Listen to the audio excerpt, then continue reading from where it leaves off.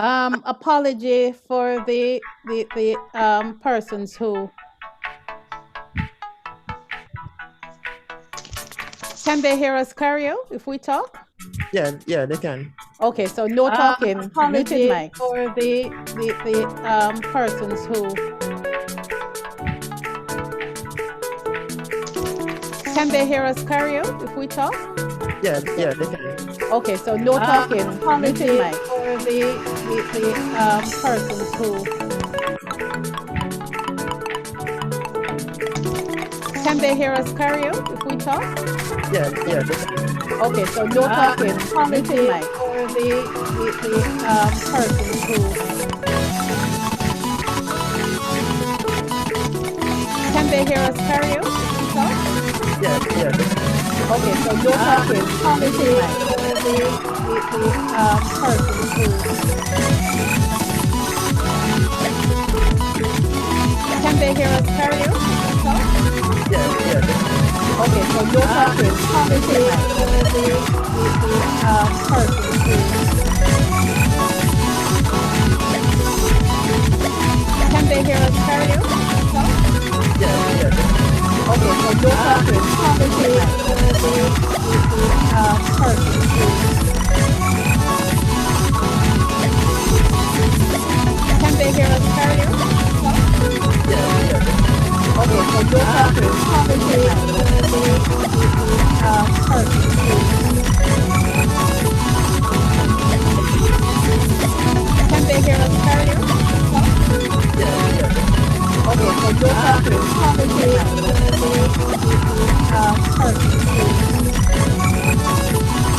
apology Muted mic. the persons who can they hear us, Cario, if we talk? Yeah, they can. Okay, so no talking. apology Muted mic. the persons who can they hear us, Cario, if we talk?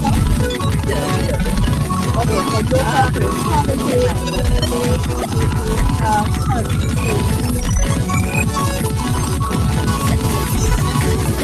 Can they hear us, Cario? Okay, so no talking.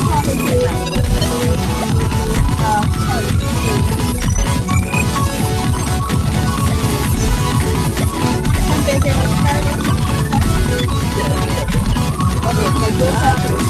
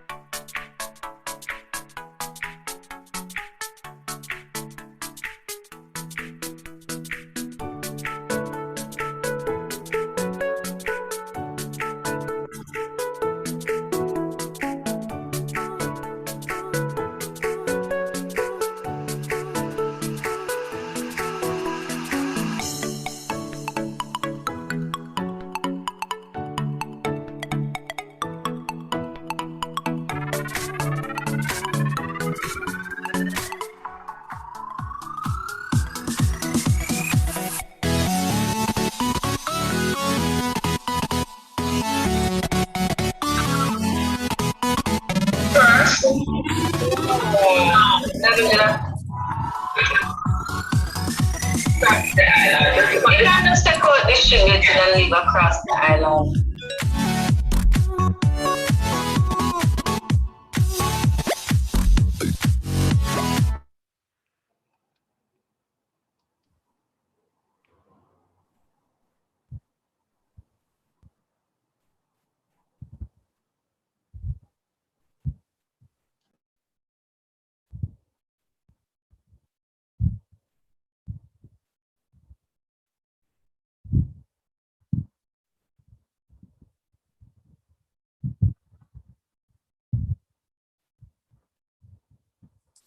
Hello, everyone. Very good afternoon to you, and welcome to the 7th National Child and Adolescent Mental Health Awareness Day, or virtual roundtable event. Such an absolutely wonderful afternoon so far, and we're hoping that everyone is present and ready to get going. Our theme today is going to be the power of play. And what we're focusing on is helping children cope in this COVID-19 era. There has been so much conversation about the challenges that everyone has, but today we want to focus on the children. So welcome, we'll be here with you and you'll be here with us, we hope, right through the late afternoon into the early evening, because we will be live until 8:30 this evening.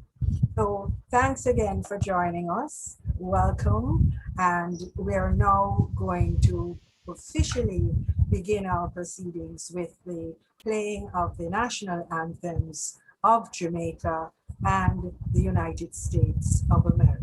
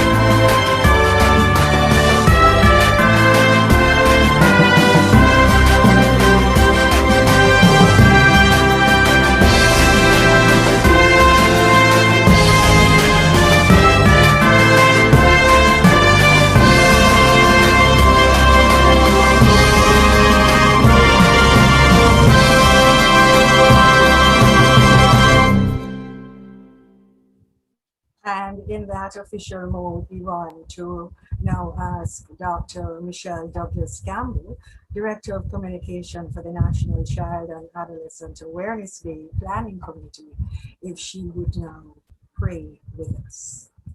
Sure, thank you. Good afternoon, everyone. Let us pray. Most righteous Heavenly Father God, we thank you for this opportunity to be able to meet in this fashion and to share for the well-being of your children. Heavenly Father God, we know that despite the challenges that we face, you remain God and you are in control. Heavenly Father God, as we go through this afternoon, through this evening, into the proceedings around our National Child and Adolescent Mental Health Awareness Day, we ask that you be with us. We ask that you guide the proceedings. We ask that you be in the center of everything that is done and said. Heavenly Father God, we ask that you continue to bless and guide the Nathan Ebanks Foundation as they lead the charge in catering to the needs of our children. Heavenly Father God, we trust that whoever is in the reach of whatever is presented, and by extension, who will impart from what is shared on this platform and in this forum, they will be benefited. Heavenly Father God, we thank you that you will guide, you will protect, and you will keep. In your blessed name we pray. Amen. Amen. Thank you very much, Dr. Michelle. Welcome, everyone. I'm Elaine Witt, and I am extraordinarily delighted to be here with you this afternoon. Where is my co-host? I am right here. Okay. Very extraordinarily delighted as well. And I have to say, when the Jamaican anthem played, my eyes flood up. Oh, every time. Every time, every Yes, time, every time. Every time. I just want to say how wonderful it is to be part of a process that is acknowledging the importance of child and adolescent mental health. Awareness development, so much has been happening during this period of COVID-19, and I think it was always happening. But I think the focus, the intensity, the separation, the challenges that seem to come with so much of a higher, deeper, wider focus and intensity. Things are just more intense. And I thought, Christine, about our beloved psychiatrist, Dr. Freddie Hicklin, who many years ago had shared some really powerful data about what he thought was a very, very high prevalence of mental illness in Jamaica. And I am very clear that we as a people have not been free, willing, open, available to take it on, because it's an area that we continue to feel uncomfortable to relate with. And so through the Nathan Ebanks Foundation and the initiative by its founder and president, Christine Stapley Banks, all of us are gathered here today, and perhaps this is a way that we can make a difference and focus on the children and the adolescents who have been having a really challenging time. In that context, I want to just indicate the persons who are going to be talking with us today, sharing their expertise, sharing their knowledge, and raising some of the considerations that we need to be present to, aware of, and challenged by. We're really looking forward to Dr. Ganesh Shetty sharing. He's our local, regional, and internationally renowned child and adolescent psychiatrist, Kingston and St. Andrew Child Guidance Clinic practitioner in the Ministry of Health and Wellness, and Executive Director of the Caribbean Association for Child and Play Therapy in Jamaica. We're also welcoming someone that I have been very happy to participate with in many a forum, and Professor Maureen Sams-Vaughan is locally, regionally, and internationally renowned professor of child health, and also focused on the area of child development and behavior. An advocate for the well-being of all children, whose work includes being the first chairman of the Early Childhood Commission. So we want to welcome her and acknowledge her, as we do Mrs. Erin Mercer, international speech and language pathologist and a longtime consultant to the Nathan Ebanks Foundation. You'll be meeting her in a little while. Jane Metz, international pediatric occupational therapist and a new friend of the Nathan Ebanks Foundation, is also going to be introduced to you later. We also have several heads and representatives of various agencies who are going to be sharing with you what it is that their agencies bring to this focus on child and adolescent mental health awareness. And we look forward to them sharing. I'll be introducing them in a later segment of our conversation today.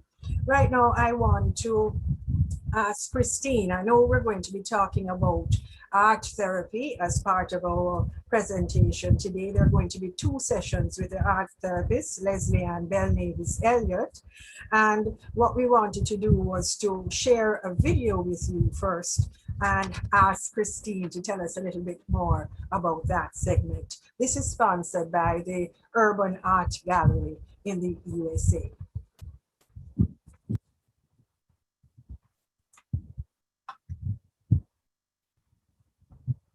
Hi, my name is Leslie Ann Bell-Navis Elliott, and I'm a registered art therapist. Now you might be wondering, what is art therapy? Art therapy is a mental health profession that uses both art and psychology to help persons of all ages express difficult issues, psychological and emotional and developmental concerns using art. Now the art is really important because it's a form of communication that might be difficult for them to talk about what's going on. With it being Child's Month, it is really appropriate for children to engage in art therapy because it helps children with special needs and mental health concerns express what's happening in a unique and creative way with the support of a therapist. It helps them to reflect what's happening, identify coping strategies, and just encourage self-expression. Thank you so much. And on that note, we're going to invite Christine to share with us how it is that we're going to select the winners of 2 art therapy sessions, one for a child and one for a child and parent. Christine? Thank you. And so on that note, I just want to share and just really use this opportunity to acknowledge the Jamaica Northeast Diaspora USA, who have come on board as a very able and capable and willing partner.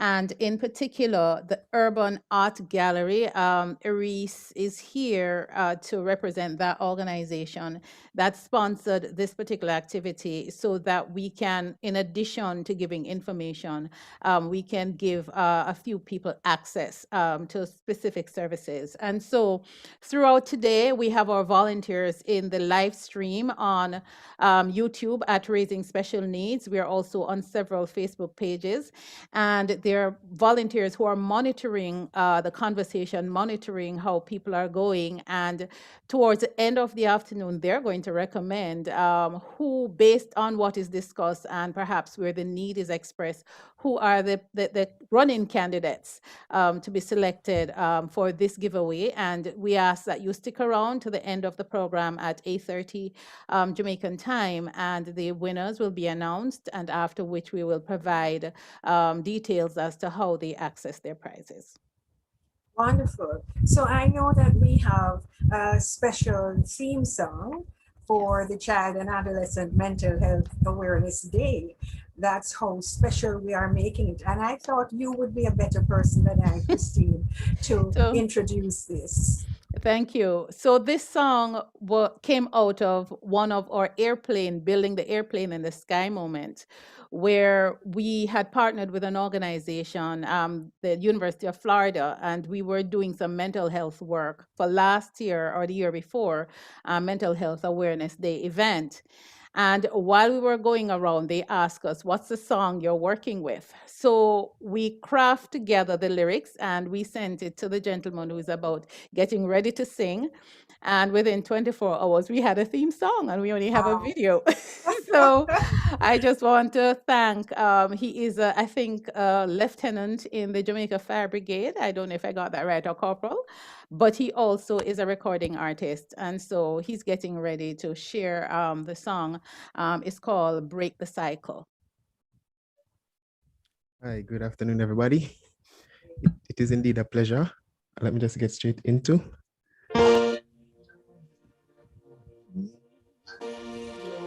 We rise by lifting each other. We're one big family. Yeah. My mental health is as important as my health physically. Hey, hey, it's okay to not be okay. Just be brave, and get the help you need. When you heal yourself, you're healing others. Break the cycle, be responsible. We all have one thing in common. Yeah, we're from the same society. Yes, and this I know is important. Oh yeah, the things that hurt you may hurt me. Hey, ooh, I know it's okay to not be okay. Just be brave and get the help you need. When you heal yourself, you're healing others. Break the cycle, be responsible. So there's only one source, and that is God. Sticking to you closer than a brother. And even if you have no brothers, in God you can be confident that He will be your friend like no other. So anytime you feel you cannot bother, remember you can call upon the Father, and you'll be okay. It's okay. It's okay not to be okay. Just be brave and get the help you need. When you heal yourself, you're healing others. Break the cycle. Be responsible. Thank you. Whoa. Oh my goodness. Wow, wow. I'm touched, moved, and inspired. And so, That's for Elaine, sure. I'm going to ask, people who are in on the Zoom meeting, if you like the song, just use your reaction button and just give a love. I saw Dr. Jeanette gave a love, a clap, Yes, and just yes, encourage the yes, yes. performer. Thank you. Well, you know, as you introduced, his performing name is Cairo Young, and you introduced him as a lieutenant in the Jamaica Fire Brigade Services. You know, Christine, I just want to know how we can get this song, the clip, so that we can share it, post it. I think people just seeing that delivery, it's so illuminating, it's so inspiring, it's so freeing. And that declaration that when you heal yourself, you can heal others, really, really very powerful, very, very powerful. So I want to thank Cairo Young for not just supporting this event, but illuminating it with that song, and all the people who contributed the lyrics, Christine. Yeah. Powerful, powerful, powerful. So there is the activity now of listening to our partners and sponsors that we really want to get into. And I'm going to be just letting you know that what I'm going to do is introduce each one of you individually. Dr. Leiber, Mrs. Gage Gray, Dr. Pauline Mullings, Dr. Karen Dunkley, and Miss Lorraine Smith. So the first speaker presenter is now Dr. Judith Leiber, who is Director of the Child and Adolescent Mental Health section of the Ministry of Health and Wellness. And you have 5 minutes, Madam. Dr. Leiber. Thank you. Good afternoon. We're still in the afternoon. Thank you, Ms. Wint, our chairwoman. And thanks to Nathan Ebanks and the rest of the committee for inviting me from the Ministry of Health and Wellness to bring greetings. The Unit of Child and Adolescent Mental Health is very pleased to be associated with the Nathan Ebanks Foundation and our other partners in commemorating Child and Adolescent Mental Health Awareness Day. This began some years ago, and Mrs. Christine Stapley-Vance was very instrumental in kind of nudging us to start the commemoration of this day. We have Adult Mental Health Day in October, and we tend to celebrate the whole week in October. We've never really had a specific day for children, and it's really been important for us to do so, particularly in light of the events of 2019 to 2020 and still ongoing events of COVID with regards to the mental health of our children, our adolescents, and also our adults. In fact, it's been said that the next pandemic will be a mental health pandemic. I hope that will not be so, but we're trying to stave that off, which is why we're doing events such as this. The theme today is helping children cope with the COVID era, the power of play. And I want to put a different spin on it. I want to broaden the scope, where I see play as being what I call healthy recreation. And my adage is healthy recreation is doing what makes you feel good, but is also good for you.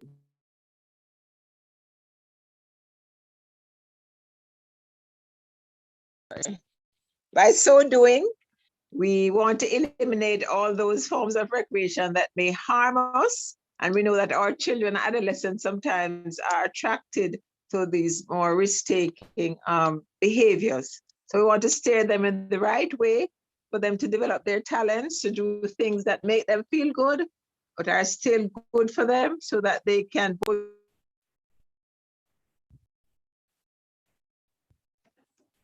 I'm sorry. So today, this afternoon, again, let me greet all our partners and greet the Nathan E. Banks Foundation in particular, with a nod of solidarity in our celebration of our children and adolescents and the celebration and promotion of their mental health. Thank you very much. Thank you very much, Dr. Judith Leiber. Pleasure seeing you from a distance. And thank you so much for that message as one of our partners for this event this afternoon. My pleasure now to welcome and ask Mrs. Rosalie Page Gray, Chief Executive Officer of Child Protection and Family Services Agency, the CPFSA, if she would now bring her remarks as partner. Our Masters of Ceremonies, Miss Elaine Wint and Mrs. Christine Sapley Banks, Dr. Pauline Mullings, Chairman, National Child Month Committee, Dr. Judith Leiber, Director, Child and Adolescent Mental Health, Ministry of Health and Wellness, Dr. Karen Duncan, President, Jamaica Northeast Diaspora USA representative of the Global Diaspora Council, other distinguished ladies and gentlemen, members of the media, good afternoon. The Child Protection and Family Services Agency, CPFSA, is a proud sponsor of the 7th National Child and Adolescent Mental Health Awareness Day under the theme, The Power of Play, Helping Children Cope in the COVID-19 era. Today's roundtable allows us as partners in the child protection sector an opportunity to look at the mental health issues affecting our children and how we can help. In order to effect change, it takes partnership in implementing strategies to help children cope. Mental health is necessary to our overall health, and the importance of attending to mental health has become even more pronounced during the COVID pandemic, which has not only negatively impacted us adults, but also our children. Oftentimes, our children with mental health issues feel as if they have nowhere to turn. This is further compounded by the existing stigma associated with mental health, which discourages parents from seeking help for their children. We therefore implore our parents to seek help from social agencies who are mandated to help children and adolescents. The CPFSA has a mandate to provide care and protection for children at risk and otherwise deemed to be in need of care and protection. There are approximately 4,600 children in the care of the state, and this number, close to 1,600, are in our residential facilities. We are seeing children with mental health issues and have been able to provide some screening and assessment through our mobile mental health unit, which is called the SMILES Mobile, and our team of clinical psychologists and social workers. Our vision is that Jamaica's children who come in contact with the child protection system will achieve their full potential in nurturing environments with full access to developmental and social services. We commend our partners who have been working with our children in care, and we especially mention Dr. Shetty and Dr. Kai Morgan, who have assisted with some of the assessments of our children and can relate to the impact that trauma has on them. We recently received another addition to our SMILES mobile. Now we have 3 units, and this was through the sponsorship of the International Development Bank through a program to expand the ICT within the agency. Our commitment to our children is that they have a mental health condition. If they have a mental health condition, they will be treated with compassion, respect, and understanding. We have seen an uptick in the need for therapeutic services, especially during the pandemic, when our children are forced to reduce contact with their peers and their way of life has been significantly impacted. To reduce the impact of the pandemic, play is absolutely critical. We encourage parents to find creative ways for children to play. Play can be facilitated, as we know, indoors and outdoors. It improves a child's concentration, builds their resilience, promote positive feelings, social competence, and improve undesirable behaviors. Play enables factors that support good mental health, and it is important to children's overall well-being. The CPFSA calls on everyone to join the discussion on the importance of our children's mental health. We should continue to raise awareness so that our children can live longer and healthier lives. As we continue to observe Child Month, parents, let the children play. Thank you. Thank you so much, Mrs. Rosalie Gage-Gray. Thank you so much. We now ask Dr. Pauline Mullins, Chairman of the National Child Month Committee, if she would now bring her remarks as another of our partners.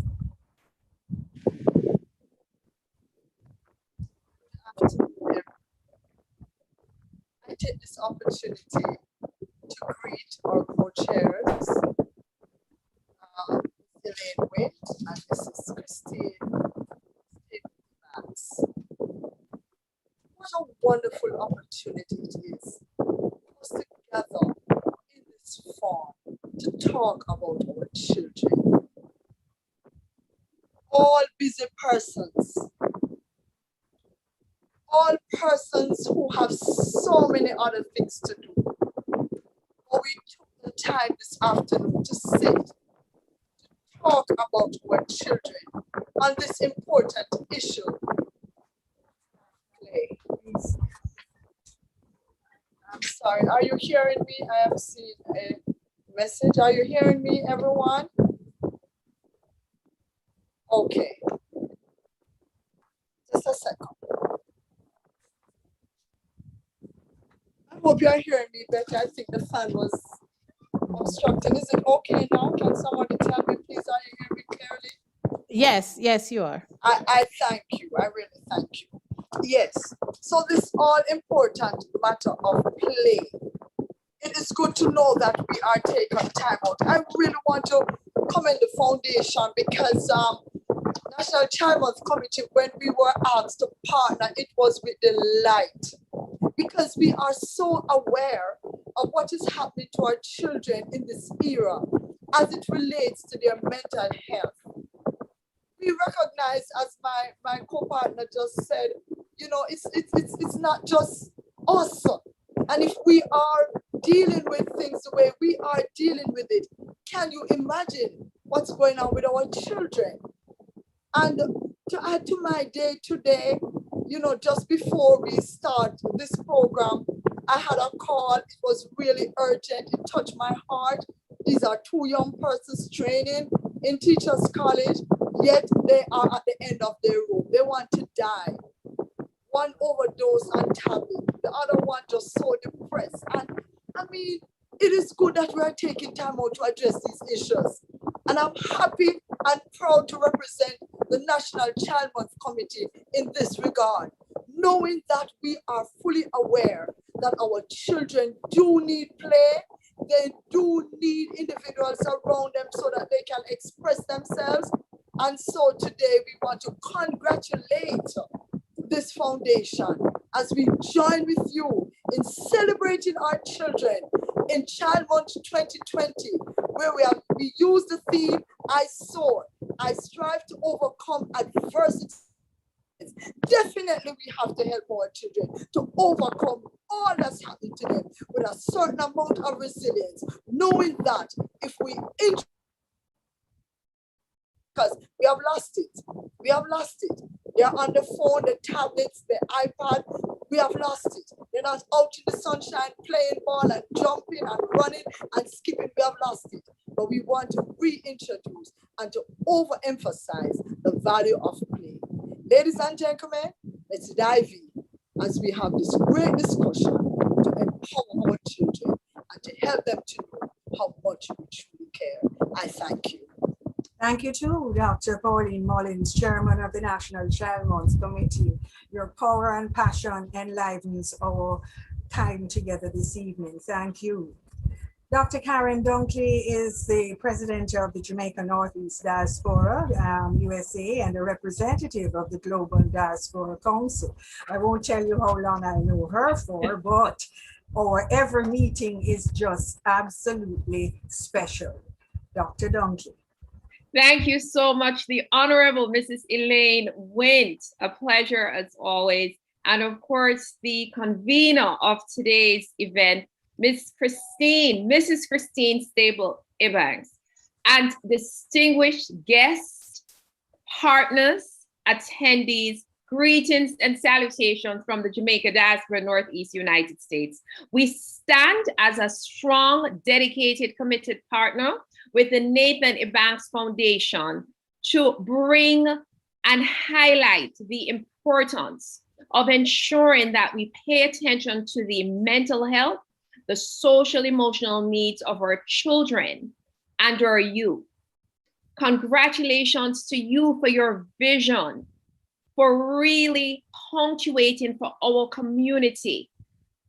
One of the areas that we know we have such stigma around Christine Staple Ebanks, and that is your gift to humanity, is the courage you have to confront issues that we're often uncomfortable confronting.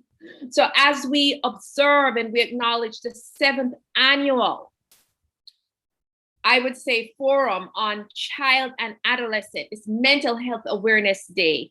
May this moment, may this session not only prepare us for the future, but may it compel us to have the courage to every day to confront and address these issues.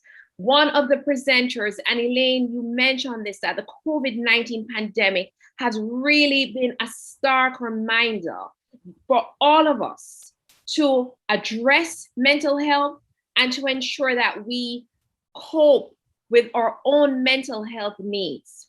So as we focus on our children, we as adults, we should continue to challenge ourselves to focus on our mental health needs, focus on our families, the community that is around us.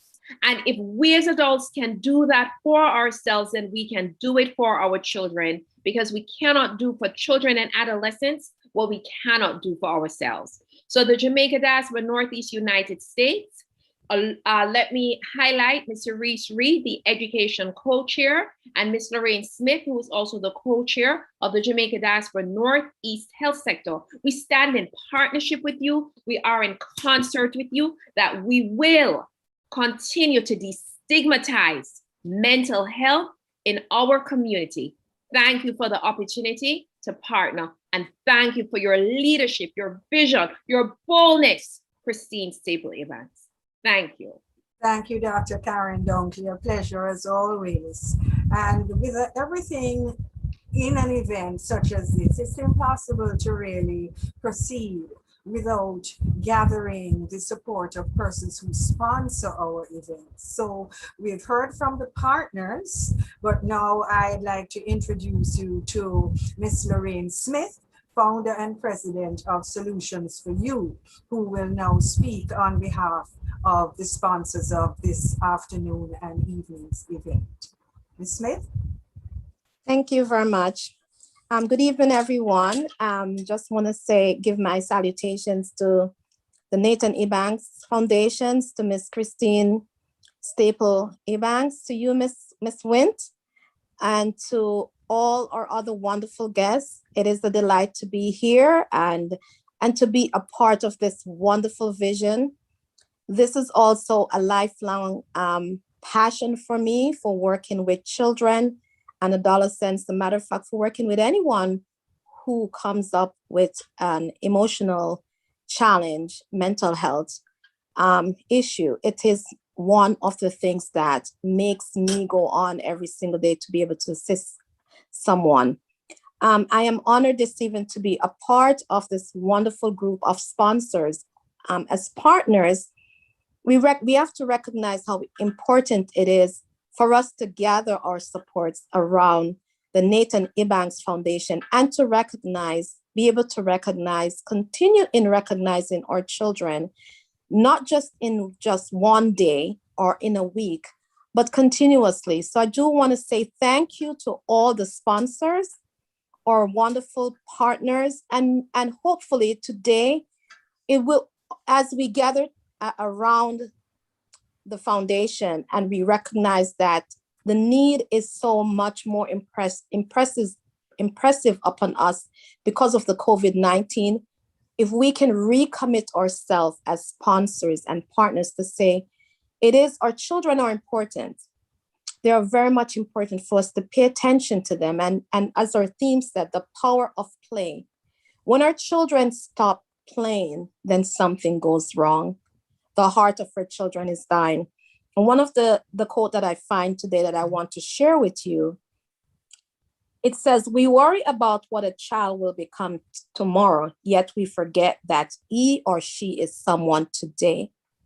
So let us, as partners and sponsors, wrap our arms around this foundation and continue to support based on our vision. I'm one of the sponsors, and I'm saying I'm committed to supporting the foundation in continuous recognizing, not just for today, but every single day, every single moment you have the opportunity to interact with a young child, a youth, a teenager, you have the opportunity to change a life.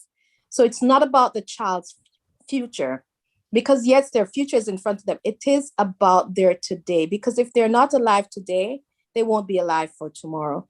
And if they don't play today, then absolutely their future is going to be a very sorry future. So I impress upon us to celebrate our children and support the Nathan Ebanks Foundation and celebrate our children in our theme that says the power of play.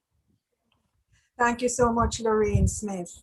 A pleasure having you among our sponsors, and we look forward to collaborating in future events.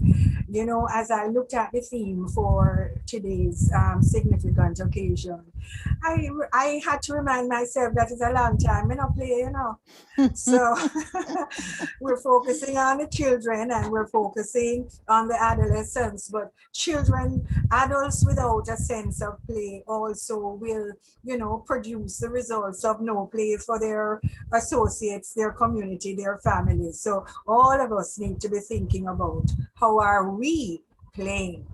On that note, there is a very nice thing I want to introduce you to, but it just came to me that I have introduced the partners. We've talked about the sponsors, but Christine, I really think, and I know I'm springing this on you, But I think that this is where I need for you to speak a word in terms of how it is that we evolved for the Nation Banks Foundation, being kind of the spearheading agency, organization, platform for this day and for this event this afternoon. I would love you to take a minute or two to just share yourself and the organization. Can you do that? Sure, thank you. And, there's a Freudian slip. Many people call it the Nation Banks Foundation. So I'm wondering, is that a rename? Yeah. But about 8 years ago, as part of the work that we were doing with the then RBC Bank, they invited us to support them because they had a focus of mental health, children's mental health globally. And they invited us to support them to host a mental health event during May. And when we started, the Nathan Banks Foundation, that is, started doing the background, we couldn't find any information in the public space where we could direct people to talk about children's mental health. At the time, I believe the Ministry of Health was just evolving their child and adolescent mental health division. And we felt it was irresponsible for us to do an event, and then when people flood forward, we had nowhere publicly to send them. And so we took the conversation to King's House, and they had a nice laugh and said, you have to go through the Ministry of Health. So it kind of routed us back to the Ministry of Health, who Dr. Leiber was very enthused in the conversation because of her also interest and work that she was doing.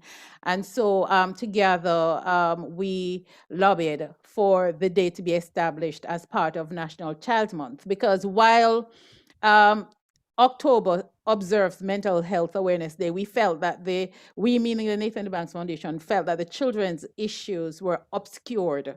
You talked about Professor Hicklin's and the figures he shared about mental health generally. So we felt that there needed to be a set apart day as part of National Child Month to address children's mental health. And so that was the inauguration. We had the first event in 2015, and we continue to do so today. Thank you so much. So here we are on the 7th anniversary of that beginning, and we're going to be moving into the persons who are endorsing our event this afternoon and this evening. But before that, we wanted to share with you some entertainment from the Greater Portmore Junior Center, arranged by Mr. Izard Russell and Mr. Ruel Phipps. It is a Jamaica Cultural Development Commission's parish entry from Portmore in St. Catherine. And we're very pleased to present the drumming by Greater Portmore Junior Center.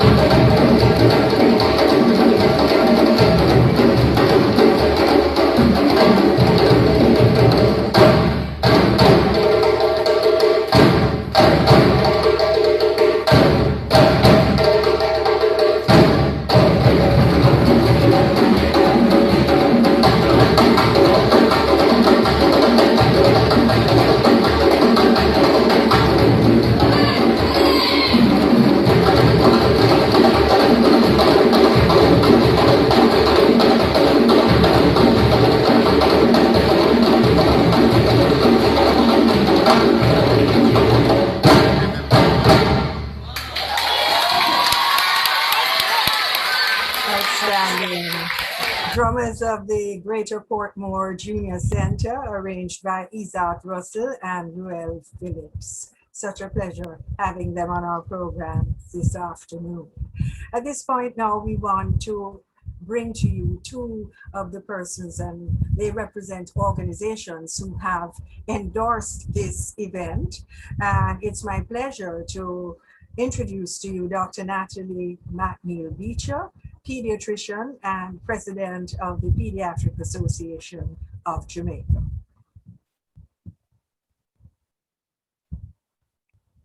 Good afternoon.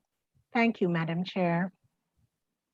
Distinguished guest, Mrs. Christine Staple Ebanks, head of the Nathan Ebanks Foundation. The COVID-19 pandemic has had great impact on all our mental health. The impact has been felt and highly publicized in adults, but what of our children? In the US, it's estimated that 1 in 5 teens has a diagnosable mental illness. In Jamaica, one psychiatrist suggests that 5% of our children in Jamaica have a mental disorder. A child with a physical ailment is easily identified and addressed with a sense of urgency. However, caregivers do not often pay attention to the mental health issues in children. Very often, they are brushed off as another stage in life. It is important to highlight that these issues may not be overt and may manifest as subtle things. Eating too little or eating too much, sleeping excessively, losing interest in things which they previously brought them joy. The pandemic has restricted our movement as adults and as children, and children are engaging in less unstructured or free play. We must recognize the power of play. Play improves social interaction and impacts mental health of our children. It serves as an important outlet for our children. It is important that the issue of child and adolescent mental health be highlighted, making parent, caregivers, and advocates aware of these issues. Allow the child and the adolescent to express their emotion and to recognize when they may need additional help. With this in mind, the Pediatric Association of Jamaica endorses Child and Adolescent Mental Health Awareness Day, and we are proud to partner with the Ministry of Health and Wellness, the Nathan Ebanks Foundation, and the National Child Month Committee and other sponsors in being a part of this roundtable discussion. We look forward to how we may use play to impact our children's mental health. Thank you. Thank you so much, Dr. Natalie McNeil Beecher. We're going to be including our live chat in just a moment, but I'd just like to complete our presentation of partners and persons who are endorsing this afternoon. And our final person would be Dr. Kai Morgan, psychologist and president of the Jamaica Psychological Society. And she speaks on behalf of the society. Dr. Kai Morgan. Greetings and salutations to you all. I am Dr. Kai Morgan, clinical psychologist and president of the Jamaican Psychological Society. As you know, we are living in extremely difficult times right now. We're learning how to do a lot of things, managing our stress, working from home, with children schooling from home. Are we getting enough sleep? Are we healthy enough? These are all things that are really critical to our overall health and wellness. On Thursday, May the 27th, it's National Child and Adolescent Mental Health Awareness Day, right? And there are some activities that have been planned for you so that you can actually figure out some ways to deal with your mental health, because your mental health means that your children's mental health is also secure, or certainly it helps, right? Because our children's mental health really matters. Give thanks. Thank you very much, Dr. Kai Morgan, psychologist and president of the Jamaica Psychological Society. So of course we want everybody to be liking, subscribing and sharing, but I want to get a sense from Christine Stapley Banks, what's happening in the live chat at this time. Thank you. And I see Dr. Shetty is ready to go. Dr. Shetty sent me to say, let's play. So we have a number of persons who want to say hi to Terry and Facey from Heart Trust Garmex. We want to say Colleen Facey said good evening. We have Terry and Facey. A lot of the faces are on. Katie Lowe says good evening. We have Rosalie Thomas, good evening.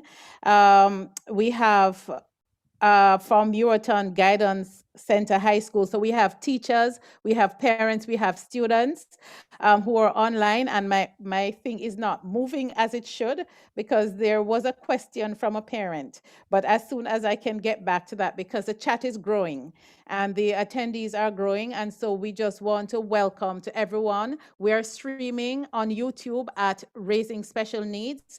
We are also streaming on the NEF Facebook page, and we're streaming on the National Child Month Committee Facebook page. And so people can jump on any one of the streams that are there. And we ask our audience, you are part of the conversation. So put your conversation in the chat. We have volunteers, and they're beautifully branded, fabulous production team, who are there to send your questions into us so that we can draw it into the conversation in the inner circle. So that's it for now from the chat. Wonderful. And again, just reminding everybody, the more you like, subscribe, and share, the more persons that we can include. And we're just looking forward to having as many persons as possible access this information this evening, which we are now actually getting into the content area of our presentation. I'm very excited about what we are calling our resource cafe. And in this resource cafe, this is where now the experts actually get to talk about the circumstances, the conditions, the situations, their recommendations, their practices, etc. Christine, you wanted to tell us how you've planned this segment to flow? Sure. So we are inviting everyone to just sit back and listen, those who are in the Zoom meeting and those who are on the different streams. And as you listen, it's an information session. And so the purpose of this resource cafe is to highlight what services are available, where they're available, and importantly, how you access it. 3 questions. What organization, what service are they providing, and how can people and who can access and where can you access?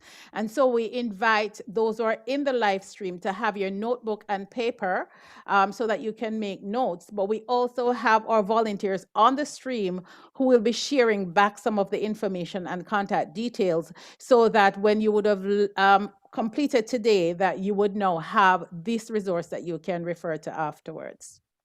Okay, thank you so much, Madam. And it's our pleasure now to have the main address. And as he has said, he has come to play. And his presentation is on the power of play, helping children cope in the COVID-19 era. We're very, very pleased to welcome Dr. Ganesh Shetty, child and adolescent psychiatrist, and someone who works with the Kingston and St. Andrew Child Guidance Clinic in the Ministry of Health and Wellness. We're so happy to have you with us, Dr. Shetty, and it's over to you. Hi, I'm Myrtle the Turtle, and I'm here because I'm very nervous and anxious because many of the mad people of the world have killed the oceans and seas. So it's hard to live out there. So I heard that they'll be talking about mental health today. So I hope that they'll try to straighten out some of those mad people who are making me homeless soon. I'm Skin Teeth the Shark. And I'm also here to hear about people talking about straightening out mad people. And I hope they'll straighten them out and people stop throwing plastic in the ocean and so that I can eat fish, not plastic. Oh, guys, thank you for your coming. I really appreciate. But I would appreciate if you can go back to your sea and take a little seat in the sea so I can talk a little bit about how we can help people to play and don't get mad in first place. Good evening, ladies and gentlemen, Ms. Wint, Sister Christine, Sister Kai, Dr. Judith Laiba, my big support, and Mrs. Gage Gray, and my mentor, who I have not seen for a while, but I'm happy to be around virtually, Professor Maureen Vaughan, and my brothers and sisters from Jamaica and abroad. Play. I'll share my screen. Somebody has disabled my screen sharing. I hope we will enable it now. Oh, I thought Skin Teeth Shark did something to it. Okay, and play is universal, plays across species. You might have seen puppies playing, and you might see on the National Geographic, the lion cubs and elephant calves playing. So play is universal and it is developmentally very helpful. And let us look at what power it has. Today, as you know, we are celebrating children, their month, and those who are striving to overcome adversities with resilience. Just take a picture and set me in this thing. Oh, okay. All right, Noah. All right, and oops, what happened? Everybody seeing my presentation? Yes. Okay, so let us look at what is play. Play is defined as physical or mental leisure activity, so it's not participating in champs or Olympics. That is undertaken only for enjoyment, not to win gold, silver, or bronze, and amusement. It is part of our genes and promoted our survival as species. It shapes the brain, makes us smarter, more adaptable, helps us to understand and connect with each other. It increases our creativity, innovation, helps basically to learn and develop. And mental health, as you know, is a state of well-being in which every individual realizes his or her own potential, can cope with normal stresses, work productively and fruitfully, and make a contribution to the community. We are in difficult time. We had private epidemic in Jamaica, which is crime and violence disorder, where poor parenting skills, poor psychosocial support, adverse childhood experience trauma, whether it's domestic violence, community violence, school violence, and unidentified and untreated mental disorders in youth were fueling a lot of problems already. As you can see in the slide, also increasing our risk for physical illnesses like diabetes, cancer, and heart disease. But now put COVID pandemic on it, where jobs are lost, business are closed, caregivers might lose jobs, breadwinners may not have any bread to bring home, and that could increase stress, which may translate to domestic violence, child abuse, substance use, and also can make our private epidemic worse. So we have health impacts, we have mental health impacts, we have social and economic impacts, as well as the child protection issue. So children are having problem focusing, they're terribly bored to death, restless, nervous, lonely, uneasy, worrying, feel totally cut off from their social life. They can't chill out with their friends during lunch anymore and complain about their teachers and parents.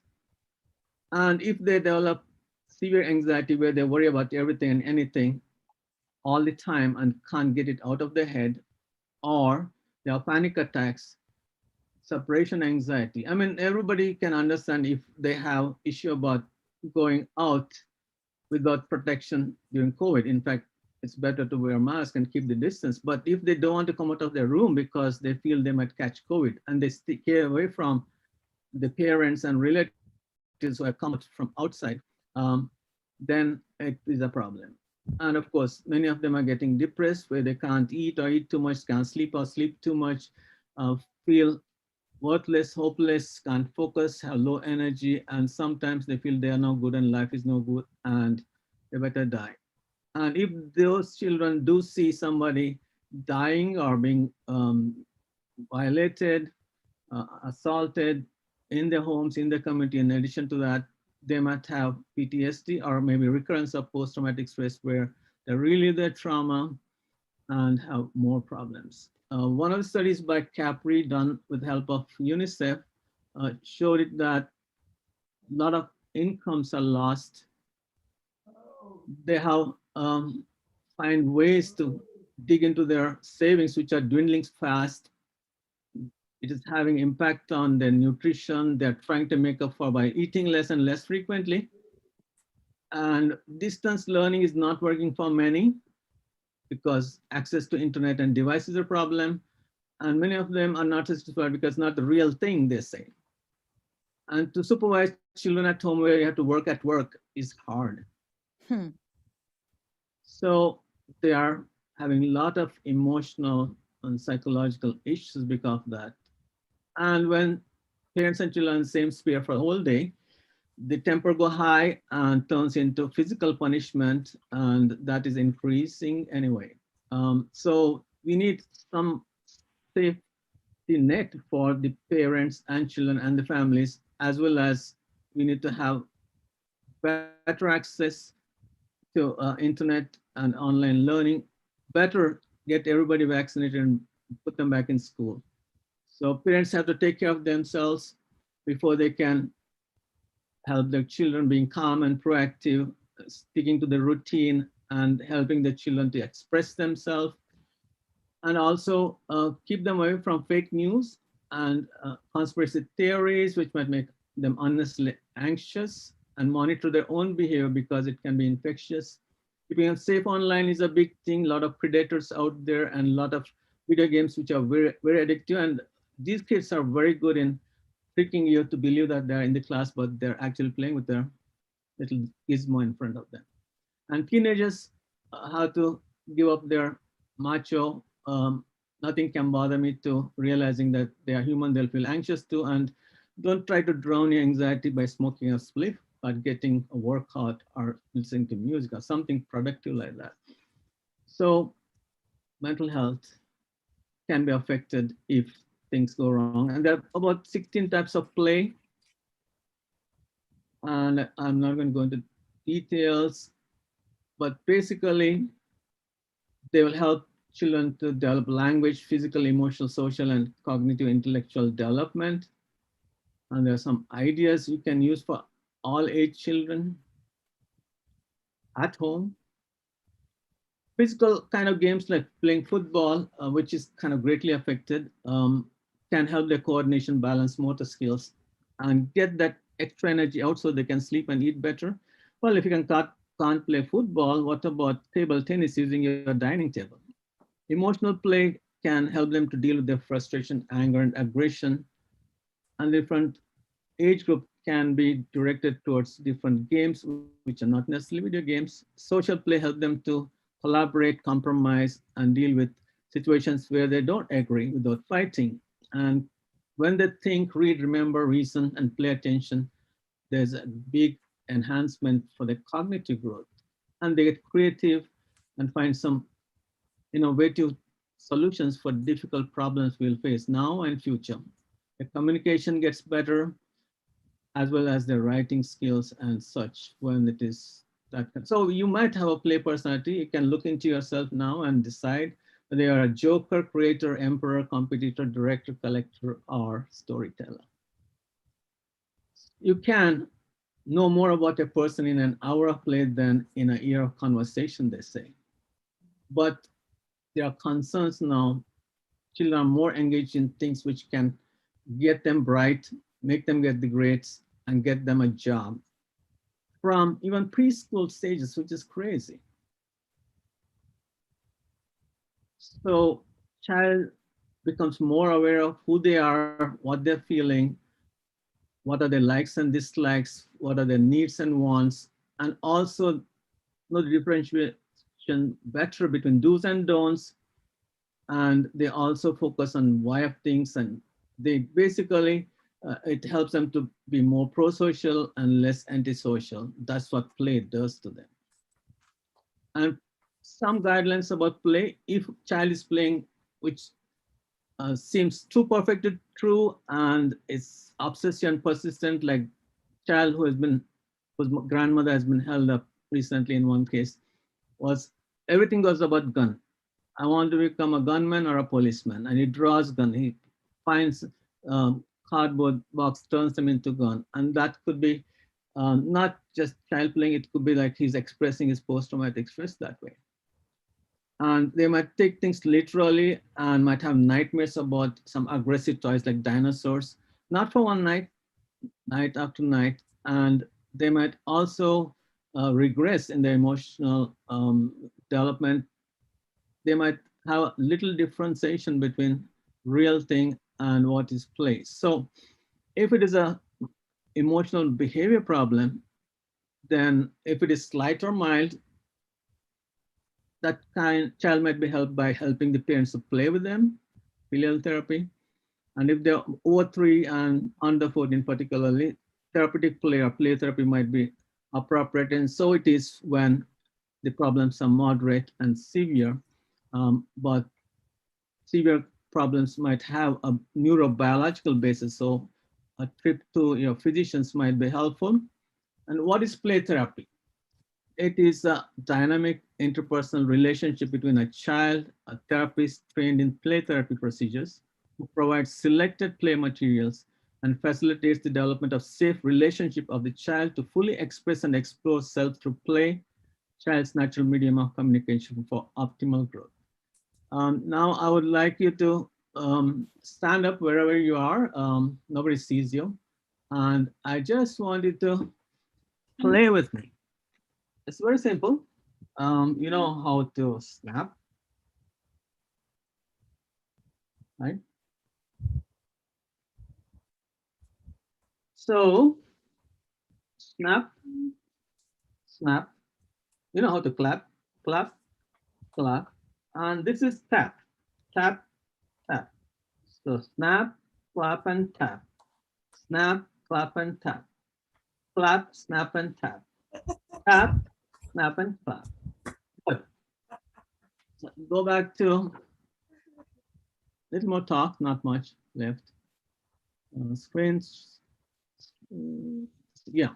So the point is, if you don't play, you pay. Your pressure will go up, sugar will go up if you're my age group, and stress will grow up. And kids, it will not only affect their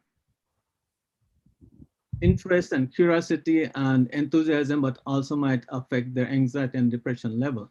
So we have to include play in a scheduled way into our classes. If it is an online class, I would suggest every 15 minutes should have a break of 5 minutes where some activities thrown in there, like what I did a while ago, could be better than that.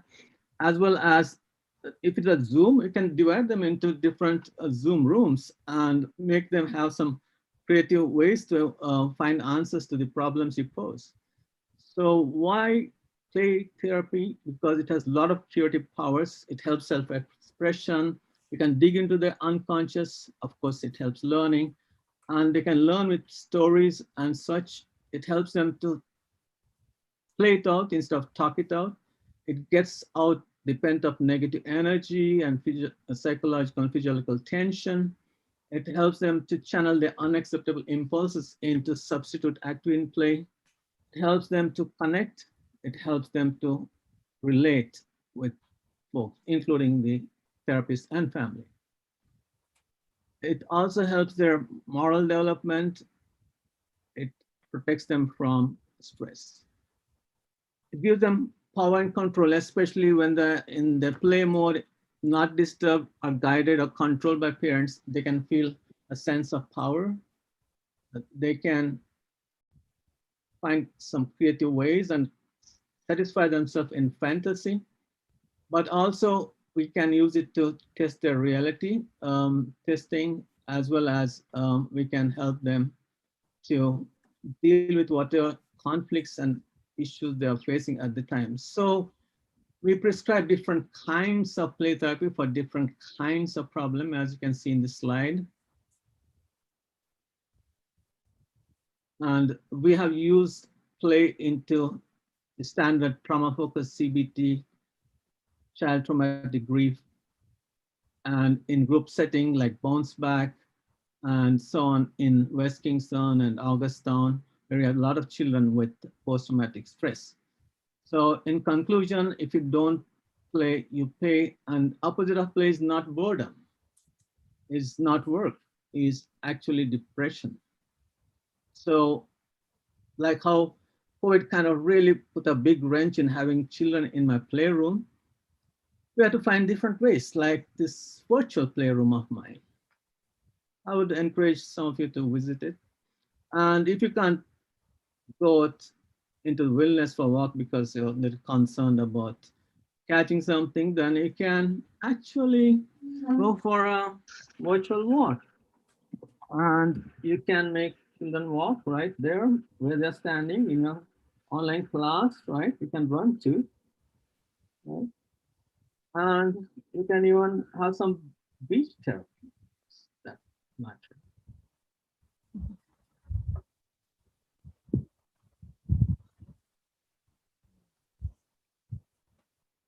And bottom line, children need to play. Especially now, like they might be stressed out about the exam. And people in the uniform need to play, especially if they are thrown into inner city communities where they can be shot at. Of course, people have to chill out after hard day work. Nurses need to play. They're stressed out because so many COVID patients, because so many people going out there without masks and having illegal parties. And of course, doctors need to chill out too after their hard day work. And it doesn't spare even the clergymen after praying so hard for delivery and divine intervention from this COVID. They need to definitely play after they done pray. So there are a lot of hotlines. The Safe Spot is the latest one, and thanks to Minister of Education, Minister of Health, putting this together. Their WhatsApp number, toll-free number, they're on FaceTime, and there are other numbers which can be equally helpful in different situations. Thank you. Keep playing so you don't pay. And there's a couple books Sister Christine wrote, and I find them quite helpful. So I'm just putting it out there. Thank you. Wonderful. I see the Christine Stapley Banks has made it on the recommended list, Dr. I'm Shetty. telling you. Thank you so much. You, I'm Dr. so Shetty. impressed. No, it But was you know, on my own volition because I've been working with Sister Christine for a while. Thank you, Dr. Shetty. You know, what you left me with there, that quotation is extraordinarily powerful. The opposite of play is not work, it is depression. I think we need to dwell in that, every one of us on this program this evening, and to pass it on. That's something to like, subscribe, and share. It's short, put it out there and see how people respond. The opposite of play is not work, it is depression. Profound, powerful. Elaine, I'm going to ask Yes. Dr. Shetty, can you put up that last slide with the hotline numbers so our volunteers can screenshot and share, please? You took that out of my mind. Absolutely. I'd like to have it in my office here at home too, because you never do know. You never do know. Are you able to put it back up, Dr. Shetty? Sure. The contact list for all the various agencies that we can garner support. There it is. And as Christine says, we're going to screenshot this and pass it along. And I'm asking everybody on the Zoom call tonight to do that. screenshot this and pass it on in all your social media platforms. And Elaine, I just have to step in on this conversation to say that this is tremendous because 7 years ago, I could not find this to send to anybody. Right. So to see that, this is where we are and to see the continuation of the work that has been done by people like, Dr. Shetty and other members who are on the meeting as well as are in other organizations is tremendous. And I know that this is just the beginning, but I feel very encouraged to see that this information is available. And so I concur with you to just ask the members of this inner group, because some of them may never know or not know before that these numbers exist, and to just kind of get the information as well and share it. Right. Yes, please screenshot and then like, subscribe, share on all your platforms. And I certainly will be doing that right at the end of our time here this evening. So thanks again, Dr. Shetty. You'll be staying with us because we want now to talk to the persons who have joined us this evening as partners. We want to drill down a little more deeply into the programs that you currently provide. So what we want you to do, some of you may have spoken already, so you may have introduced yourself already. So we want you to just say your name, say the organization, state what services you offer in support of children and adolescents' mental health and wellness, and also how persons can get in touch with your organization, because you may not be on this list that we are actually promoting here from Dr. Shetty at this time. So as we move on, the first person that we are going to ask to speak with us about your organization, the services that you offer, and how persons can get in touch with you, we're going to ask Professor Samsbone if she would share that with us now. Professor? And as Professor comes, I just thank Dr. Shetty. Can you take down the slide now, please? Great. Thanks. Hi, good evening. It's really good to be here and to be sharing with my co-hosts, the co-hosts for the program, and also the wider public out there. Today, I wear the hat of the Pediatric Association of Jamaica. And so I am actually sharing the role of the pediatrician in mental health for children. Now, pediatricians have a number of different roles. So we have the general pediatricians, and then we have the specialist pediatricians. The general pediatrician is really responsible for early identification of children's mental health problems. Sometimes, parents may think, oh, this is too simple, this is not a concern, I shouldn't share it with my doctor. But I really, really want to encourage parents that any concern they have about their child's behavior or absolutely any concern about their child's development as well, that they need to share it with their pediatrician. Let us help you decide whether it's okay or it's not okay. It's always better to share first. Specialist pediatricians have a different role. If a general pediatrician has a concern that they can't manage, then they would refer to a specialist pediatrician.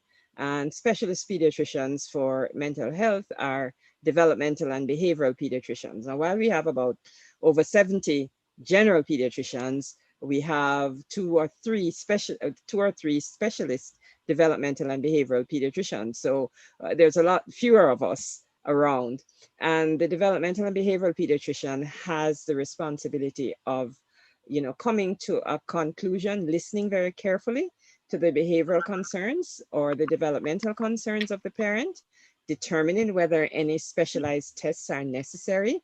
And usually we are not doing blood tests. Usually we are doing behavioral tests or developmental tests.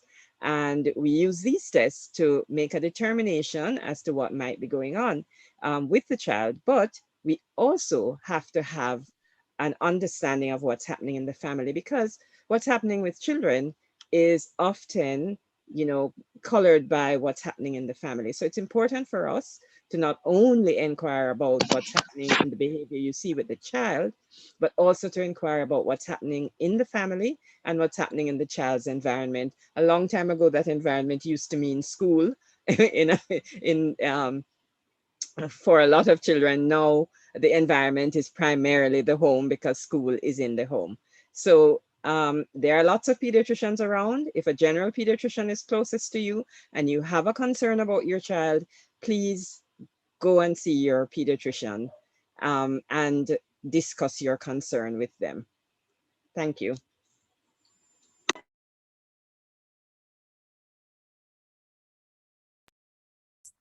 I needed to unmute there. Thank you so much, Dr. Samsvon, a pleasure. And we will be having a little conversation with all of our partners who are sharing their organizations in just another little while. Want to move on to another partner that we are working with, Dr. Orleen Earl Brown from the Northern Caribbean University. And remember, our structure for this section of our sharing this evening is just tell us about yourself, your organization, what are the services you provide for child and adolescent mental health, and how can we get in touch with you. So Dr. Orleen Earl Brown, welcome. Elaine, I Is think she with us? She's not with us? no, I'm not Okay, seeing her. well, let's move on. We can move on to our partner, Lorraine Smith, founder and CEO of Solutions for USA and Jamaica. We look forward to hearing about your programs and the solutions that you provide for children with mental health challenges. Once again, good evening. And my name is Lorraine Smith. I am a licensed professional counselor. I'm also a national certified counselor as well. I have over 20 something years of experience, almost 30 years of experience working with individuals with all types of disabilities. However, I specialize in, one of the things I do specialize is working with children and adolescents in terms of autism, some also autism specialists in terms of also being a therapist as well. The services that Solutions for You provide, we have Solutions for You, or which I am the owner and the CEO of Solutions for You. We have our parent company that provides supports to individuals. And when I say supports, meaning we are able to provide community-based supports in terms of being able to sit down and kind of come up with an individualized service plan for that person. So don't only necessarily means mental health, because sometimes when we see individuals with emotional and mental health disabilities, it doesn't always sums up to be therapy. So meaning counseling. So Solutions for You provide a wide range of services in terms of community-based services, as well as case management. And we also provide counseling. So there is a private practice that provides counseling as well. We are currently providing services in Jamaica, and there is an office that will soon to be in Jamaica. As I said, we do specialize in all, especially the cognitive disability. We provide supports to over almost 200 individuals in the US with cognitive disabilities. So that's one of the areas where we have a lot of experience and success. And we would like to bring these services to Jamaica. I know that there's so many children that are left outside of the ability to receive the assessment and the counseling. And so we're here to partner with you and to be able to assist you in supporting your children and your adolescents. Thank you. Thank you so much, Lorraine. A pleasure having you with us and as one of our sponsors. And moving along, we'd like to invite Mr. Garland MacDonald, an officer of the National Parenting Support Commission. Very important group of persons. I'm not even sure I was aware they existed. So we want to welcome Mr. McDonald and ask him to share about the work of your organization and how we can contact you. Thank you so much. The National Parenting Support Commission, under the leadership of the Chief Executive Officer, Ms. Casey Carr, thanks you for the opportunity to contribute to this forum this evening. Who are we? The National Parenting Support Commission is an agency of the Ministry of Education, Youth and Information. We've been established by an Act of Parliament, the National Parenting Support Commission Act 2012. And what do? We're mandated to build the homeschool relationship, and we execute this mandate through our programs, one of which is our Parent Mentorship Program, which is a flagship program where peer-to-peer support is provided to parents and prospective parents across the country. We offer services through our parent places. Our parent place is a one-stop parent support facility strategically situated across the country. We offer services to our parents of high school students through our Stay Connected program. And this particular program is offered to parents of high school students, and it's generally geared towards general school success. Our program at the primary level, Be Prepared, is offered to parents at the primary level.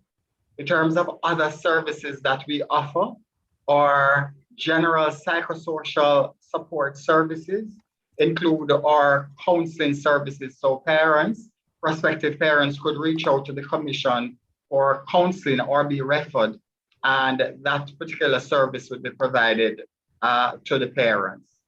We have our parent support helplines. So the persons who man our parent support helplines are trained in psychosocial first aid.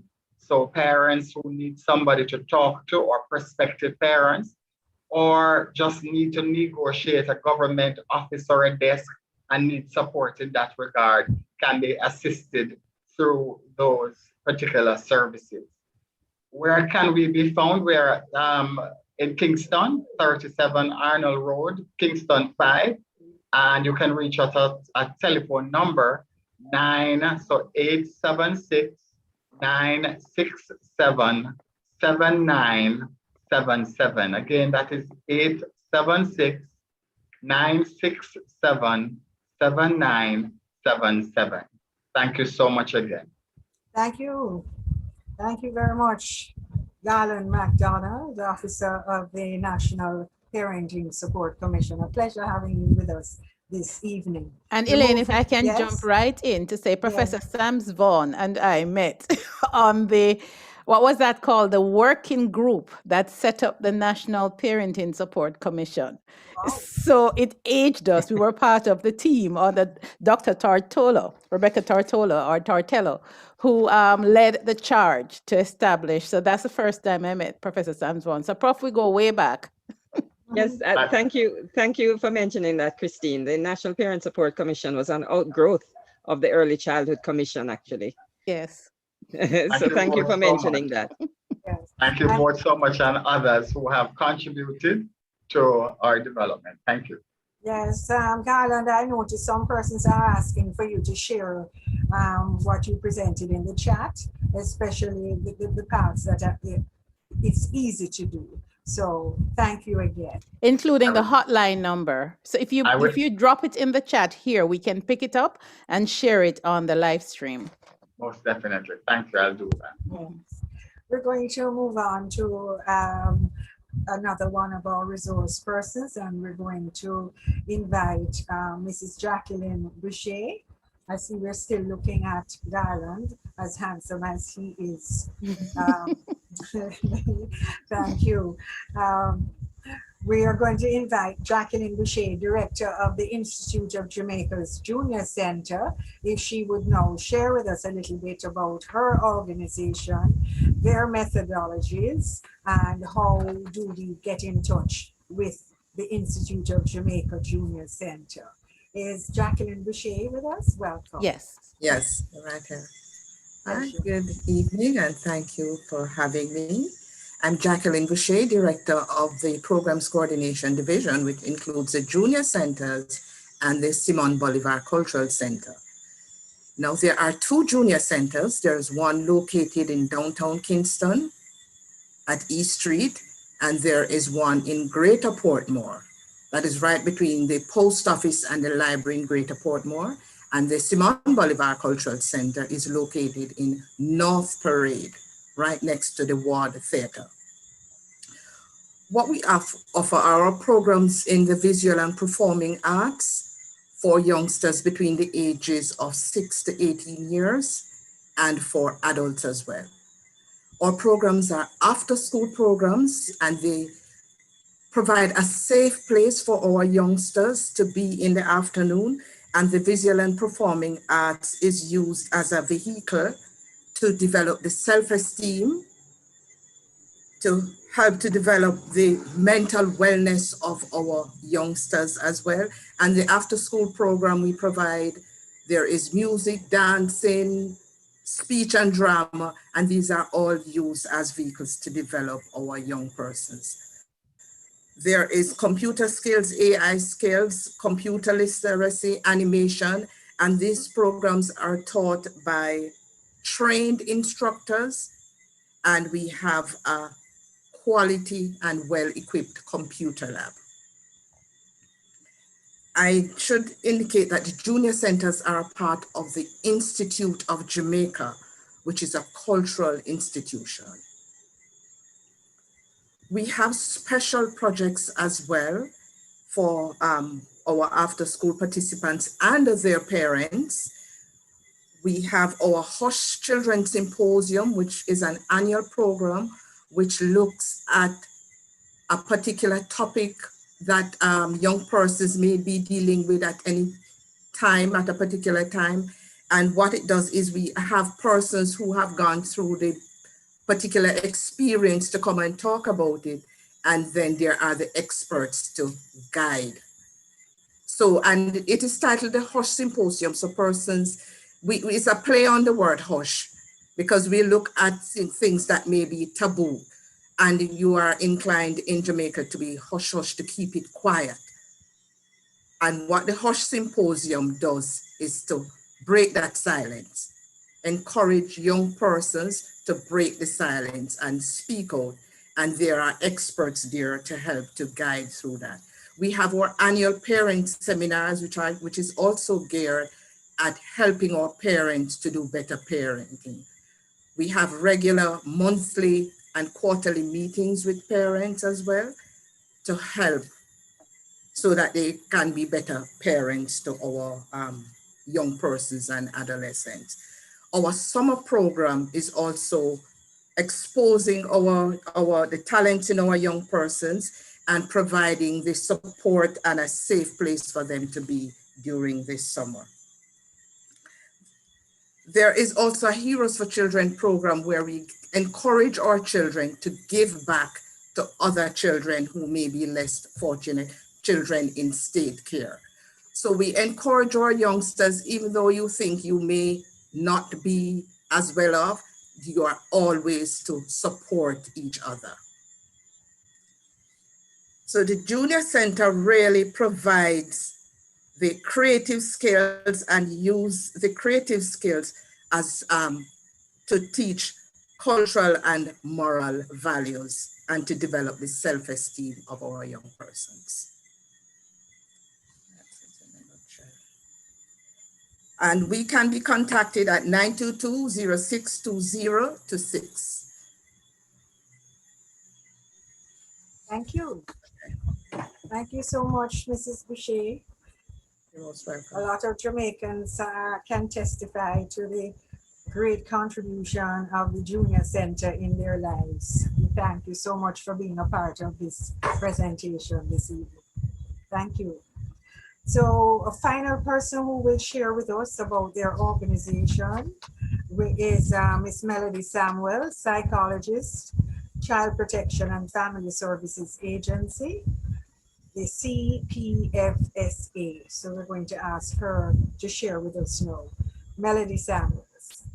Thank you, Ms. Wint. I know it is a mouthful, CPFSA, and it did indeed take us a while to get that acronym. But once you've got it, it's important to keep it because the Child Protection and Family Services Agency is formed out of the Child Care and Protection Act, the CCPA of 2004. And lately our name has changed from CDA to CPFSA because we have merged, and we've merged including with the National Children's Registry, which used to be the OCR, the Office of the Children's Registry. And so we are under the purview of the Ministry of the Education, Youth and Information, and we have offices located in each parish.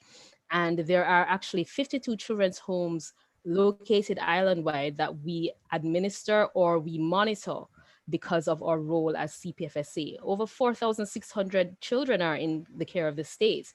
And so because of that, we have to work closely with many partners, such as the JCF and the Office of the Children's Advocate and the Ministry of Justice. We have our hands in many, many involvements. But we want you to know especially that we are focused on helping children in need of care and protection. And you'll hear that phrase. And we do this by assisting the children directly and also their families, because of course, children are situated in families most of the time. Now, I tell you about the National Children's Registry because it's important to know that they are often the first point of contact for children who need help. And in many cases, that is mental health help that they need. And so you can contact the registry at 888-PROTECT or 888-776-8328. And I'll repeat that again. And I've also put that in the chat. And forgive me, I preempted myself a little there by putting it out early. And what happens is once you call us, we will be sending out investigators into the field to gather information on the situation of concern that may have come to our attention through the registry. And then from there, cases will be assigned to various programs depending on the situation that we discover. We have children's officers who work to help and address the issues that are pointed out. But it's also important for us to note, for me to note, that we take walk-ins. So as we said, we have a parish in every office. Sorry, we have an office in every parish.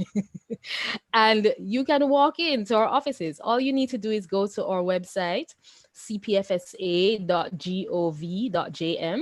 Again, cpfsa.gov.jm. Again, that's in the chat. And you'll see that there are addresses and phone numbers listed for our offices. And I've listed the parish office, the regional office for Kingston and St. Andrew and St. Catherine. And that's in the chat. So you can note the contact information there. But our children's officers, they're social workers, and they are trained to do counseling, among other services. So once you walk in, you can actually speak with someone, you can share what the situation is, and they'll lend a listening ear. And because of their social work skills and their mandate as children's officers, then they will also perhaps be making other moves to assist you. So that is one of the key ways in which we address mental health for our children. And unfortunately, it is sometimes necessary in severe situations to remove a child from their home. We don't like doing that, but when it is necessary to preserve their physical and mental safety, then we do have to remove from home. And from there, they may go into a children's home, or they may go into one of our Life in the Family Environment programs, whereby they could go into foster care, or they could be integrated with another family member, and therefrom they will receive some support. So we also have supervision program where the court will mandate that they remain, and we supervise them in their original home. We also have the Child and Family Support Unit, the CFSU, where from those cases that come into our office, we will not necessarily bring the child in as a ward of the state, but we will still offer ongoing programs of counseling support, of some social work intervention within the home and community. So that's our Child and Family Support Unit. As you can see, the CPFSA does a lot. So I don't want to go too far over my 3 minutes, but let me just take note that there are 4 regional psychologists, of which I am one. And so with 4 psychologists serving the island, we do not really interface with the general public in terms of offering therapeutic care. We do presentations like this, but we really serve those children who are in care, who are in our facilities, who are in foster care, who are being supervised by the state. But as CPFSA, generally, we do presentations, we do webinars, we do national forums, for example, or National Children's Summit, we do community walkthroughs. So you might bump into our CEO one day wandering through your community, because we really want to touch people and make them aware of our programs and aware of how to treat children well. And we also do our media and social media engagement. So our handle is at CPFSAJA. So let me just double check that I have correctly. Yes, JM. So at CPFSA JM on Facebook. You can check us out on Instagram as well at CPFSA JM. And we definitely believe in the role of play. So our social workers, many of them are trained in play therapy. We have play rooms situated in various parish offices. The psychologists are outfitted for play therapy. So we have our kits that we carry around as we go to our different locations. And we also definitely make great use of art as therapy. So thank you so much for your time. And I hope that you will be able to contact the CPFSA more easily, and also to say our name, CPFSA, as we continue on in partnership. Thank you. It's so wonderful. You know, I have a gallery view here, and just looking at all the various partners, it makes you feel that, well, really, there is something happening. There are available services. There are persons with the skills to support. But when you don't know, you don't know what you don't know, then what do you do? So this evening, I think, is a very, very important sharing and presentation opportunity to have us all get what's available in the realm of child and adolescent mental health.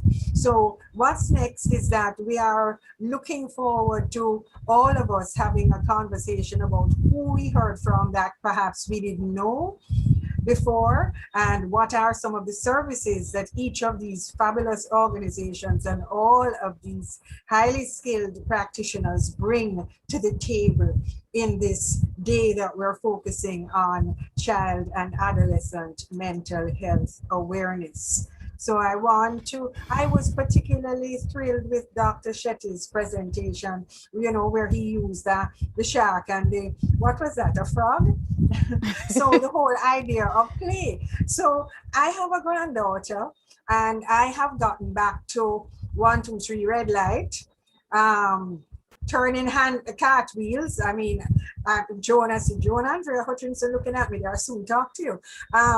But you know, you can't tell people that at my age, I am still striving to do handstands. And so as adult people, I think we need to really get over ourselves and get in the practice of playing a little bit more. When last you play hide and go seek? It's a wonderful thing, you know? So can we play quickly, Christine? We're gonna ask everybody to choose ice cream or cake, beach or mountain, and you're to put it in your chat what you choose, and then we're going to add them up, and you can tell us, Christine, which gets the most votes. You know, Beach Elaine, or we could have ice done a cream or poll. cake? Yeah, here the working one of me now talking about doing a poll. Yes. So please choose and put it in the chat. Ice cream or cake, beach or mountain. I'm a beach girl, but I love the mountains. But if I have to choose, I'm going to the beach. And ice cream or cake, no, sir, that is no competition. What do you think I'm choosing? Ice cream. Have you tasted the latest ginger flavor from, you know, we're in that big house on Hope Road? I can't talk. The ginger flavor is fabulous. Ginger ice cream. Christine? Yes, ma'am. As we wait on the feedback for the games and for engaging more in play, I'm just wanting our, you know, persons who shared in the presentations earlier before to bring forward anything, you know, as a contribution that you weren't able to do or in response to anybody else's presentation. A little bit more going to play with John Andrew, but we'll have to talk a little more. And so Dr. Karen Dunkley had a great question when Dr. Shetty was speaking that I asked her to ask during this session. But I also want to say CPFSA, I got it. And that they, you know, they're such a phenomenal partner with the Nathan E. Banks Foundation. I just have to call them out over the years, no matter what. They always are involved. And I want to say that when you go into the CEO's office, it's a virtual playground, from dollies to balls to stuffed toys. And when I was impressed by that, and she said, yes, because a lot of times they have to bring children into the space and they're able to just go into our office and just hang out. So play is part of how she and her team engage with children and adults. So, you know, I just wanted to point that out. Yes, thank you. I see Garland is choosing beach and ice cream. Wonderful. Yes. Beach and ice cream for me too. So, Right. Dr. Dunkley, you want to ask your question? Oh. I think Dr. Shetty was about to say something. Go ahead, Dr. Shetty. And Dr. Judith Laiba asked me to talk about child guidance clinic. So I had to shortly take a break from my beach and come back to you. Okay. Yeah, child guidance clinics are actually child and adolescent mental health clinics. Although when we say mental in Jamaica, sometimes people think about madmen on the street, which is totally not true.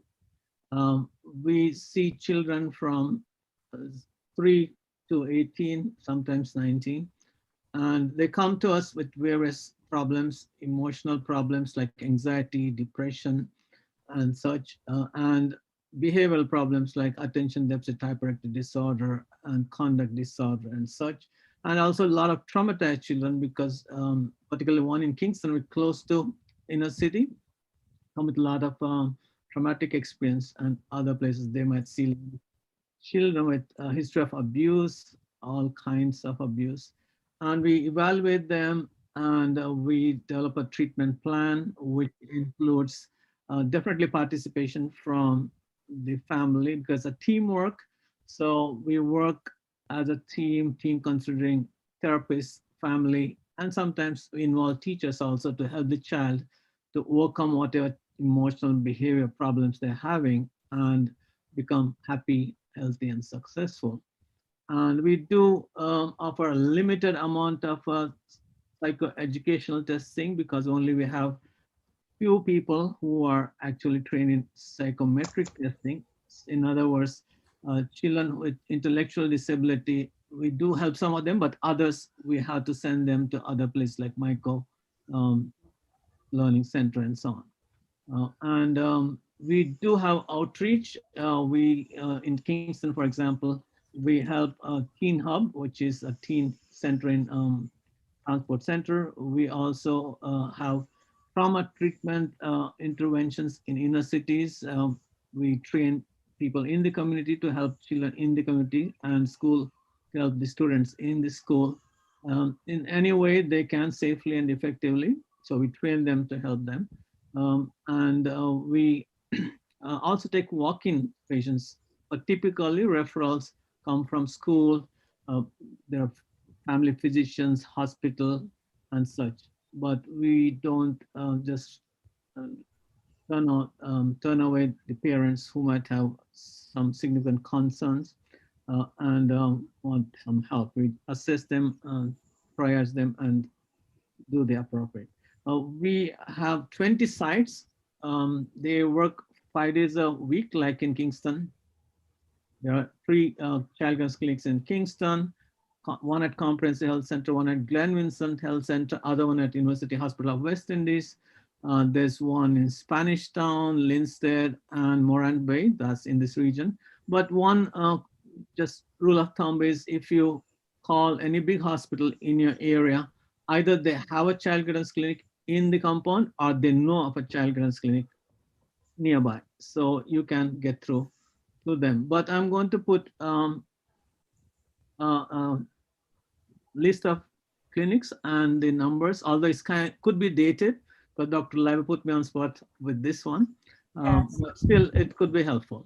Very Absolutely. helpful, Doctor. And I would ask that you send that to us as well. So just to tell our participants via the live stream that you come back to the channel or you go to our Facebook page at NEF Jamaica or at Raising Special Needs, any one of those. We also have a Jamhan Facebook page, the handle, and we're going to post all the information and the links on that page after the event.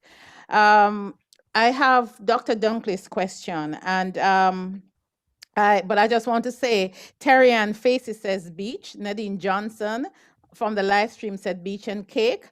Saudia Farkinson said red velvet. She just didn't go cake. Red velvet or cheesecake. That's my girl.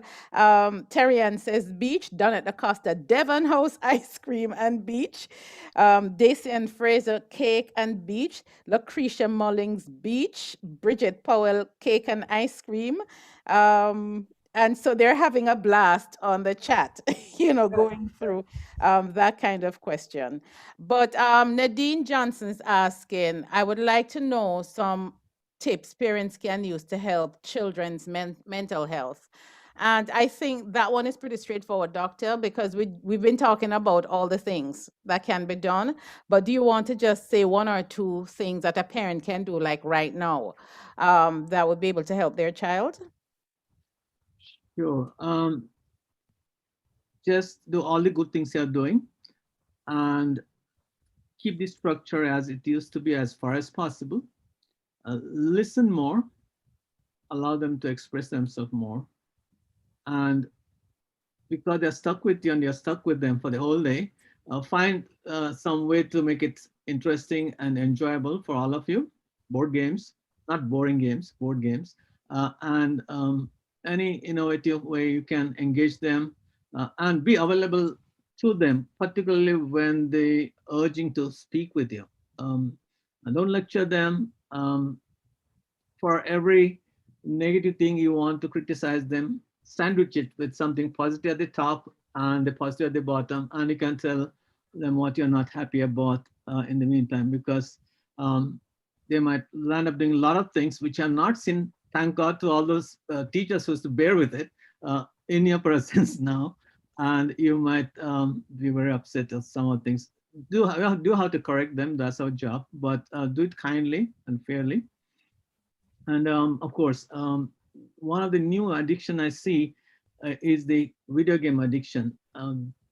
They're so good in shifting their focus from class to video game on the side. And today there's another conference and somebody was talking about free fire. So brain should go on fire once you see free fire on the screen, because they might have minimized the window, and that's a game which I hear that many of the kids are addicted to, and also in the Fortnite.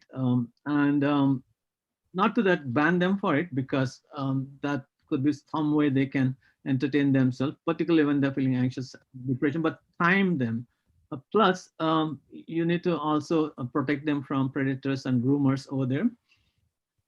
Yeah, so those are some common ones I could talk about. But if you see any significant problem which is concerning, you can Google it. But if you need an answer, you can call one of those helplines, and they usually screen you and refer you appropriately if need be. Okay, thank you so much, Dr. Shetty. We have about 3 more minutes in this section. We don't have to use it, but is there anybody else who has a melody? I see you. Do you have any contributions apart from what you said before?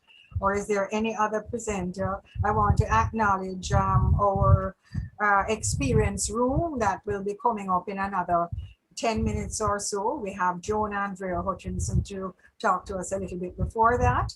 But I just wanted to find out if there are any other persons in organizations who have a share, something that they think they weren't able to say or that they heard sparked from somebody else's share before we move on. Anyone? So let me just jump right in. Donette Costa says, Very informative presentation from all participants. So happy this information is presented. As educators, we are now able to make recommendations to parents. Thank you, Donette. Okay, I want to acknowledge Erin Mercer, international speech and language pathologist from USA, who will be talking with us in just a little while.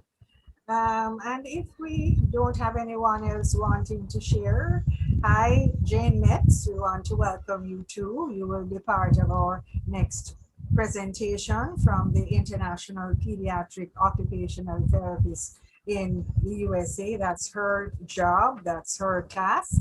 And how those two ladies are going to be presenting will have us have an experience. So we're looking forward to that. So I'm going to move right along. You know, when we talked about putting the program together, and Christine, at a point we said, but we not play, where to play? Just a talk, where to play? And then we thought about it, and somehow the person we thought of enrolling, where is she? Am I seeing her, Joan? Yes, she's right there. How are you doing? My good, my heart, and my wonderful. And you're welcome too. You're very welcome. Yeah. So I want to introduce Joan Andrea Hutchinson to the persons in the United States who may not have met her. She's one of our Jamaican gems, a motivational speaker, a public speaking coach. She is a self-published author. She has 3 books under her belt and about 7 CDs. And what happens is when we want to have a good time and broke a good laugh, we say, come in at this, Joan. And we just release her and let her do her thing. Yeah, man. Because it's important. Welcome. Listen, people, we have to laugh. You hear me? Yes. All of us have to laugh. We can't be any good to the people who we serve if we ourselves are, tight and not feel so good about yourself and things. So sometimes we have to just laugh. I have a friend who, for example, she says all her life she felt insecure because she thought her nose was big. And she said she got to a point of acceptance where she looked in the mirror, she said, hold on, but my nose big. And she just had a good laugh about it because guess what? She said, is my nose big, but it's mine. You understand? And that's a point that we need to get to. All of us need to be able to look into the mirror, look at this person and say, yeah, I like this person. Yeah. So me and the whole laughter thing now, I believe that Jamaica, for example, is, I think, the country in the world that has the most talented set of people. I mean, I've come to that conclusion a long time ago because you see, where else but in a country of talented people can you walk into a restaurant and see a sign that say chicken sandwich with chicken $200? Where else? Where else but in a country of creative people can you walk into another restaurant and see a sign that say lemonade $150 with lemon 200 with sugar 250? See, it's me, you know exactly what we are paying for. We pay, we make money. Other than a source of water we are getting. My Jamaican people are so creative, that. Hold on, remember a time when you were going on the airplane to go to foreign, you used to dress up. Nowadays, people look like them in their backyard or rake up the yard, and somebody said, hold on, Elaine, remember you go on plane and you fling down the rake and you just run go to the airport, yeah?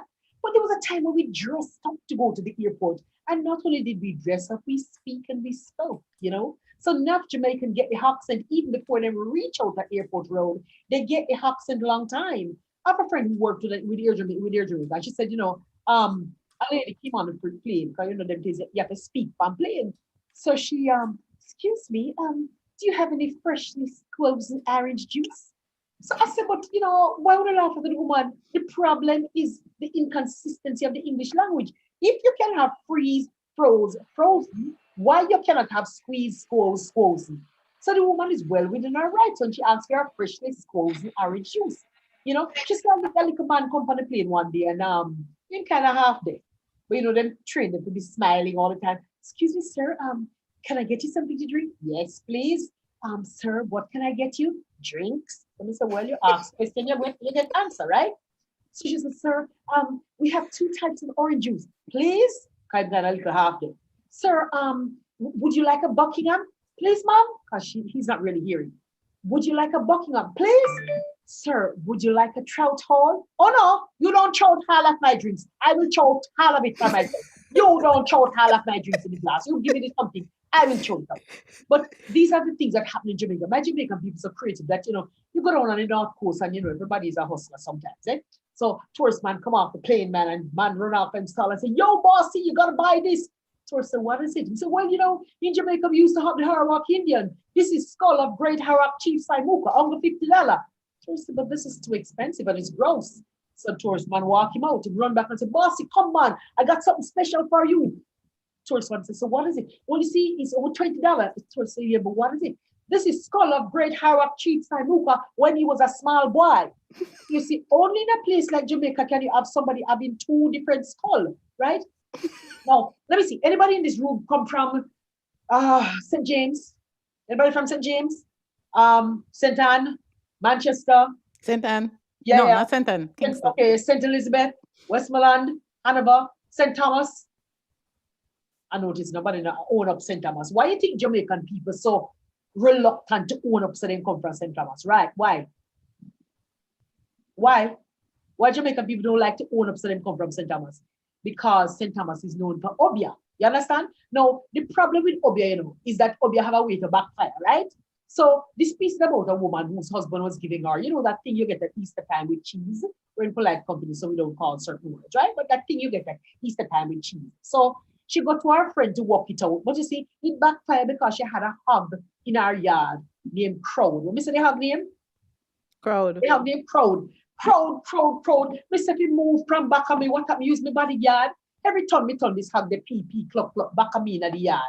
Fast, go and chat the business. Tell my friends to be unhappy. So my friend tell me about one little lady at St. Thomas. She know it can help me. She said, the lady make her son pass him exam and bring back her husband quick. So I tell my boss, take the day because my granny a country sick. Well, I put on one disguise, you see, and I set out before day to go find this lady in the bush. 10 times me last me wheel. Me fall down, dog bite me, baka juke me, and whatever lasting piece of sun. Me catch me afraid, me find the yard, me draw a chair and me sit down. Hear her. She said, hi, cure whooping cough and fever. Hi, cure laziness and turn down. Put this I love me in a this 2 piece for the man and give you bun. Well, me spin around about a dozen times, this tap duppy from follow me home. And the pot of stew piece just done cook when Babs, Raymond him come. Hear him. Lorena hungry where you have to eat. Hear me. Go in a pot and look. My heart start gallop when me hear him say, stew peas you cook. Me cry that stew peas me go give the hog. Okay then, well, he pan the pot and he step out. And by the time we spin around with this here grunt and I have that a lick him out. Well, make I tell you, man, the hog catch this stew piece in the ear, even though it did well hot. And if we never run quick, go grab it up, he would have yam all the pot. Well, Raymond him begs the bullfrog, slam the door and say he gone a street. And from that day, I don't know whether this hog is like in the pan heat. Every minute he might come rub against me leg and a long out in tongue. And if we call Raymond darling with this here grunt, and I have that he come. One evening, me come in, find the hog, spread off in my bed.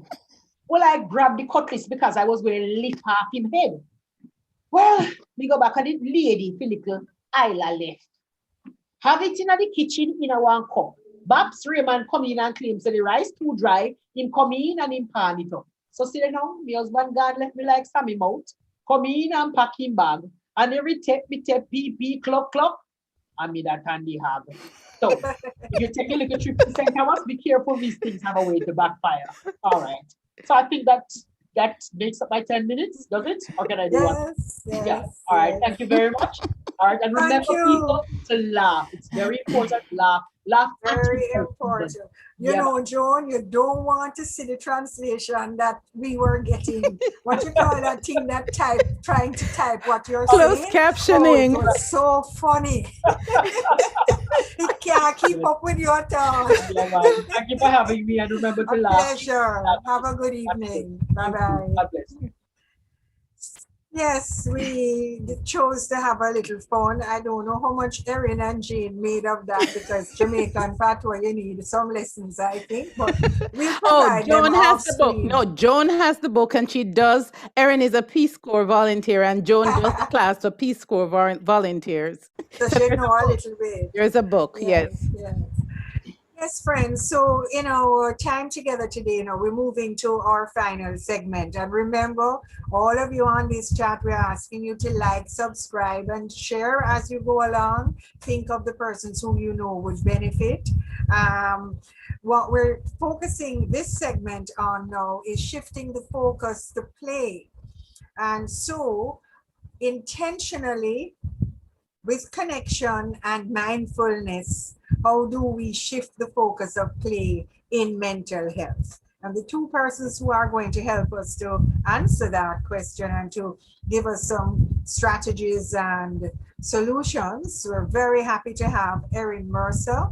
She's long been associated with the Nathan E. Banks Foundation, and she's an international speech and language pathologist who works in the United States. We're also happy to welcome Jane Metz, international pediatric occupational therapist, also in the United States. Ladies, welcome. Over to you. Thank you so much, Elaine. It's very nice to see you again. And thank you, Christine, for having us part of this talk today. We're excited to talk a little bit more about shifting our focus in play. Just a brief introduction on me. Christine and I have been working for the past 5-6 years now through the Nathan E. Banks Foundation and trying to advocate more for the awareness of services that are needed for children with disabilities. Jane and I have worked together as well in private practice, and we often collaborate with multiple clients together. Jane, would you like to share just a little bit about yourself as well? Sure. So I've been an occupational therapist for about 10 years now, and I was introduced to Christine through Erin just a few months ago, actually, to collaborate on another project. And so my focus has been mainly pediatrics and working on developing skills from bottom to top. So it's a pleasure to be here, and I'm looking forward to sharing with you. Great, thanks. I'm just going to share my screen briefly. We have a little bit of a presentation, but it's more to be able to keep ourselves on track in the conversation that we're headed in. And we really want this to be more of a conversation versus us just talking about different information. So just briefly, we want to shift what it means to play. Often play gets a bad rap for not being productive, but play can really facilitate a lot of productivity for all of us, no matter what age that we're in. Play can play a huge role in bettering our mental health, but especially the mental health of our children and adolescents. Play is how kids learn. And we really want to focus on 3 areas today: the intentionality of play, mindfulness, and connection. But first, let's talk a little bit about the importance of play and mental health. Play isn't necessarily an activity, and therefore doesn't really need a specific goal outside of just enjoying yourself and having fun. Playing at all stages and ages of life helps increase our overall health and well-being, and it's not just for children. So when we talk about children and play is actually a lot of work for them. It's a time when they're learning how to connect with other children, with other people in general, how to sequence, how to problem solve, follow directions. All of those things happen when we play. It's an exposure to different perspectives, environments, people, and vocabulary, just to name a few. And throughout our lifetime, we play. And play really relieves stress. It improves brain function. It stimulates our mind, creativity, and mental flexibility. And it really improves our relationships and connections with other people, as well as boosts our energy. Let's see. So when we talk about play and intentionality, for some kinds of play, structure is important. Even if the ones that are actually engaging in the play don't recognize there is a structure. But think of this more as intentionality. Why are we playing? Why are we going into this particular activity to play? What's the purpose in here? And play isn't any exception to this. Why are we engaging in this activity? Because it's fun. We can take that further and expand. It's fun because it's fun and it's teaching us something. So how often do we as adults remember information better because it's a fun situation or a memorable event? Christine, maybe you have one of something that you've remembered because it was fun, because it was memorable. Yes. I remember the first time as a foundation, we did brain-based, we did a workshop on brain-based teaching with the Gurion Institute, and 8 hours was spent in just play. And I remember hearing a teacher come and say he never thought he could sit down for 8 hours, but he just kept saying this was so much fun. And what it did, it released learning, because a lot of information that I recall today from that came out of the activities that we did as play. That's great. Oftentimes, so Jane and I are both school-based therapists. And what we are known for is that we play a lot of games. Our students recognize us as ones that do a lot of playing, and that's fairly accurate to the child. That is what we're doing. We're playing with them. But in these play activities, we're facilitating and practicing skills in social language, in receptive and expressive language, communication, cognition, motor skills, and so much more. And they don't recognize that those are the skills that they're working on, but they'll probably recognize it later on in life. And even to some of the parents that that bring their children to us, they see us just playing. And so a lot of our education is around what we're actually looking at while we play with their child, while we're in therapy together. Why are we using this particular activity? And that's really, it's a really important part of the parent education that we give. One of my favorite games to play is a scavenger hunt. It can be done almost anytime with anyone. It's very versatile. It's very flexible. And I want to share just a couple of clips of me playing with my nieces in this. For context, my cousin came over unexpectedly one afternoon and brought her nieces. They're young, they're 7, 8, 5, 6 years old. And I don't have toys in my house, they're all in my office. But I did still have some leftover plastic Easter eggs that they are in the form of bunnies. And I had some wind-up toys that could fit inside them. So I decided I was going to facilitate a combination of an I Spy game. I spy with my little eye something that is blue, something that is can be planted in the dirt. So I did a combination of that, and they needed to find my clues with my other clues to find these Easter eggs. So it's a combination of both. Hold on one second. Let me share that one with you. Anybody have any questions so far? No? Okay. So, hold on.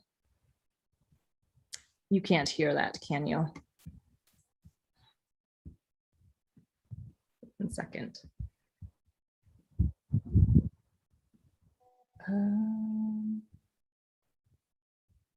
Shoot. Hey, Jane, would you like to go on a little further first? Sure. So if anyone has any questions, feel free to jump in. Erin is right that we work really hard at kind of masking the work as play. And this is really fun for the kids. This is really fun for us.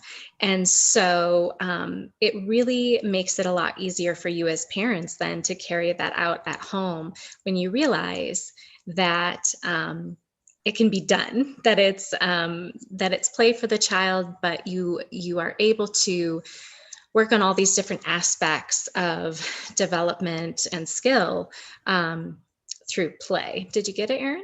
I did. So when you're ready. Awesome.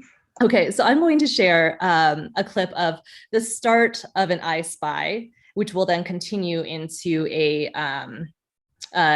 scavenger hunt. We're going back to I Spy. I spy with my little eyes something that you've probably seen in Popo's house. Do you call her Popo? Okay, Popo's house. And they're flowers made out of money. There's another yellow card. So going back to I Spy. In that video, What we're looking at is their ability to listen. Can they pay attention long enough? Because they're really excited. They've never been to my house before. So they want to go everywhere. I want them to focus specifically on what I'm talking about first. And this is what we're doing so we're working at this time on their attention and their memory, as well as their auditory comprehension. Another part of that then goes into the actual finding of the toys. So that would be in this one. Find a cloth bag next to my big blue ball. Where is the bunny? Yeah. Okay. So in this one, we're looking at her reading comprehension and reading fluency. So she's practicing that because oftentimes she practices her reading only with books and only at school. So now we're using play to help her continue to practice that with short clips. And this is more fun versus just reading a book. So that's kind of just an example of how we use both of those, but they were eventually finding where those bunnies were. Anybody have any questions on that so far, or any thoughts? No? Michelle Harper says, I'm really enjoying this program, so continue. Okay, great. I don't really have a question, but what I got there was an idea that I can use with my 9-year-old granddaughter, you know. In other words, write out the instructions so she has to read it. I got that. That's a doable thing.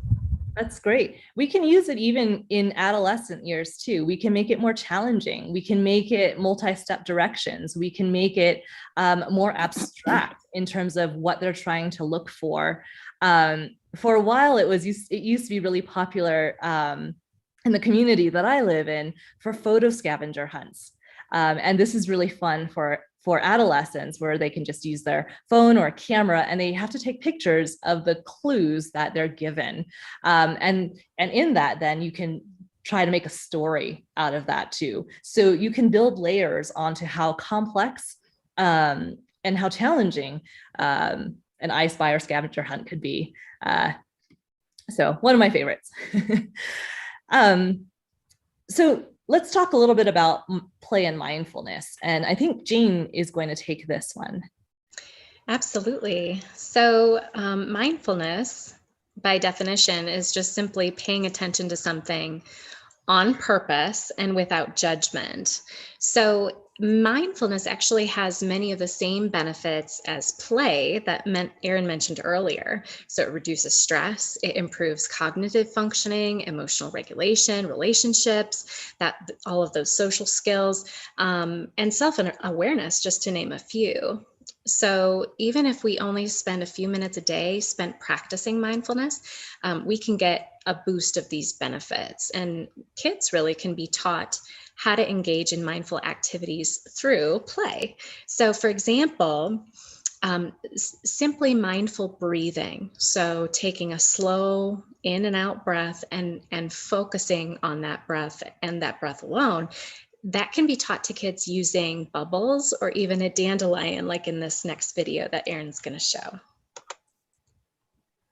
Okay, here we go. Okay, so with your dandelion, I want you to take a big deep breath in and then slowly see if you can blow these pieces up.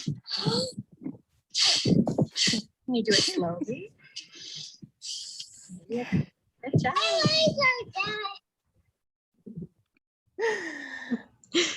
So simply slowing down enough to take in what we notice through all of our senses is being mindful.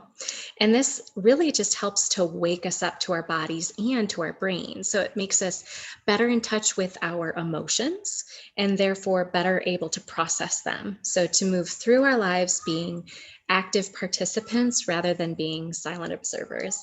And this really gives us a power over our lives, which helps us to feel fulfilled and to live up to our highest potential of well-being. So we can do other things mindfully as well. We can eat mindfully, and we can even take a walk mindfully like we do in this next video. So CJ, what's something that you're noticing right now?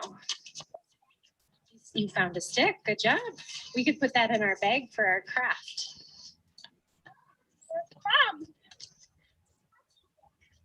Oh, look, I see some flowers over here, CJ. I have a flower. Yeah. What do you hear right now?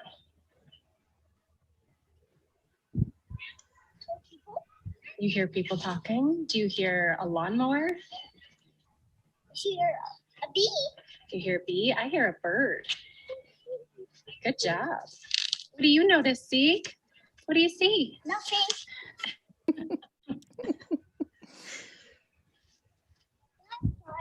You got a flower. What color is your flower? Yellow. Yellow, that's right. We're working on yellow. Okay, so in tying in intention and having intentionality behind what you're doing, even when it's, you know, a mindful practice, we were being curious about what we could sense all around us, and we planned to make a craft out of the things that we found in nature. So my son made a paintbrush using that stick with some flowers tied on with string, and then he dipped it in water to paint some rocks. So that's what we did. Other ideas would be, you know, if you're getting outside and enjoying the fresh air and sunshine, using chalk on the concrete is a great idea. You could draw a picture and tell a story about it, or have your child tell you what to draw and then ask questions like, how big, or what does that look like? Or, I mean, the sky's the limit. And really just simple opportunities to follow directions, use creativity, or, you know, even play a game like tic-tac-toe, hopscotch, just using plain old chalk. So other easy and simple and inexpensive ideas are that you can get creative with are to just make a sensory bin. You could use dry rice, dry beans, or really whatever you have on hand. Then let your kids hide little odds and ends in there and let them find them using only their sense of touch. You could even blindfold them and let them dig around in there and see if they can feel what they hid in the dry rice or dry beans. You could make a snack together, give your kids the opportunity to follow directions. And then while you're at it, you could eat that snack mindfully, really slowly, taking in every piece. What do I feel? What does it smell like? All of those different senses. And then, you know, gathering all of the items to have them think about, okay, what do I need to make this snack? And let them go ahead and do that. And then just getting really creative with that, letting them have their own thoughts about it, asking them questions to dig deeper and just use their own skills of interpretation. Your bin, your sensory bin reminded me of another activity that often is used is like with a pillowcase, and you stick items in the pillowcase. And if you describe an item, they have to go and find it, just feeling for what it is that you're looking, what you ask them to look for, and vice versa too. So yeah, it's funny, the skill of being able to identify what something is using only your sense of touch is called stereognosis. Just fun fact for you. But we can move on to the next slide. I think I give you some ideas here. So in this parent handout, I just want you to know that everything that I'm about to talk about is in there. So all of these different ideas are in that one document. And so we'll share it with Christine after this too, so she can disseminate. Awesome. So if we're talking about, okay, how to explain mindfulness to a child, the mindful jar that I have there on the slide is basically if you have a water bottle or some sort of a receptacle with a top on it, fill it with water. If you have glitter or you know, anything that can float around in there, you can stick little toys in there, have them shake up the jar and talk about, okay, this is our brain or our bodies when we are upset, excited, confused, you know, and then watch all of those pieces settle. to talk about, taking a deep breath, being mindful about how we feel, the act of calming our nervous system. So that's a really great tool and a good visual for kids. Using the STOP model, so talking about when we're feeling uptight, stressed out, upset, using a stop sign, and then talking them through STOP. S is stop, T, take a breath, O is observe your thoughts and feelings. So just get curious about what's going on the inside. And then P, pause, and then proceed mindfully. So that really takes us through a process of, instead of reacting, to take a breath, think it through, and then choose your response mindfully. This is something that we as adults, I think, can learn from and find really useful, and such a gift to teach our kids. And then just some other things that I have on here. We talked about eating mindfully. If you've ever put a raisin in your mouth, it will never be the same if you do it mindfully. So smelling it first, looking it over really carefully, putting it in your mouth, noticing, do you start to salivate? What does that taste like? What does it feel like? Just holding it in your mouth for a moment before you actually start chewing it. And when you do chew it, do so very, very slowly and really enjoy. It brings this whole aspect of gratitude into the picture, which is really quite neat to teach our kids as well. You could talk about spidey senses. Some kids are into Spider-Man, those that hyper awareness, being really in tune with what people feel. You could play Simon Says in slow motion. It's very hard to do, but a really good activity. The texture bag, we kind of talked about that. And then another one, I really love this one for deep breathing, is the starfish hand. So taking a breath in when you go up and out when you go down. And you do that 5 times because you got 5 fingers, hopefully. And by the time you're done, you've taken 5 deep diaphragmatic breaths. So that's a really powerful tool as well. And so as we go on to the next slide, other ways to connect mindfully with others is through music. We're going to talk about connection next and how we connect. And I believe we have a video about connecting through music. Yes, let's see. Here we go.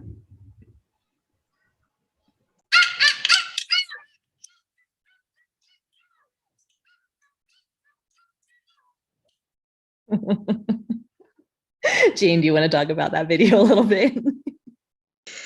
That was actually my son's idea, to use the sticks like drumsticks. And I actually thought that was kind of brilliant. And he made up his own song, as you heard. So we really want to open up this discussion more of what does it mean to connect for people? And what does this look like now, especially as we're, changing, rules and regulations are changing for us across the world in terms of opening up, kids going back to school, staying in school, just the regulations have changed or are continuing to change. And so what can this look like in the new school year? Because I think actually for some of the schools I'm with, they have graduation tomorrow. So we're ending this, but we're getting ready to start talking about the next year. What's it going to look like?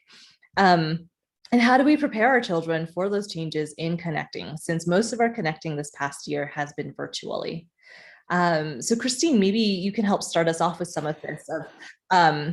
When we were having this conversation about children going back to school, and you had given your take on how challenging it's been with Nathan. Yes. Yes. So Nathan, it has been really a difficult period. He's been totally disconnected because the virtual space and him don't work on multiple reasons. But when he is in school, he actually has a team that works with him one-on-one to keep him engaged. And now he's talking to a screen. So he is, and then he went out to school, and then his wheelchair broke and he came back home. And so he's been home for 3 months. And now we're preparing him to go back out to school next next week. And so we have to be supporting him to understand what that means, because now all his friends who he was seeing virtually, he's now going to be back into the space. But when he goes out to school, whereas before it was only the children with special needs who are out, the entire school, and it's a big high school, the entire school is going to be out. So we are concerned about what that transition would mean for him, and just wanting to understand what can we do to support him to get back out there. So one of the things that I often like to use, even before COVID, was social stories. And this helped children transition, that children who had a hard time transitioning in general. If we gave them a story and we talked about that story, and they were involved in creating the story, it's a social story, then that transition became a little easier every time they transitioned to that particular environment. So for some of my students, what this looked like was maybe they had difficulty with going to sleep and transitioning from having their bedtime routine to actually going to sleep. So we created a book together of what does your bedtime transition look like, and how then could they invest into it. And we wrote the story together, drew some pictures, and they can color it, and it's theirs. And we read this together, and we taught then the family, the parents, to also read this with them before, like bringing this as part of the bedtime routine. Hey, we're going to read our bedtime book. And what this is it's on our transition to going to sleep. And that kind of helped a lot more in their ability to go to sleep. It took time, and it takes a lot of energy, especially up front as you try this sort of new routine and new model. But it eventually does help. And so we've written a lot of social stories. I know Jane has written social stories too for some of her students, especially when it comes to like sensory issues, and also getting into a new environment. I don't know if you wanted to share, if you know of a social story offhand that you had. I actually use them a lot in self-care activities that are non-preferred or kids find scary. And so they can be very powerful.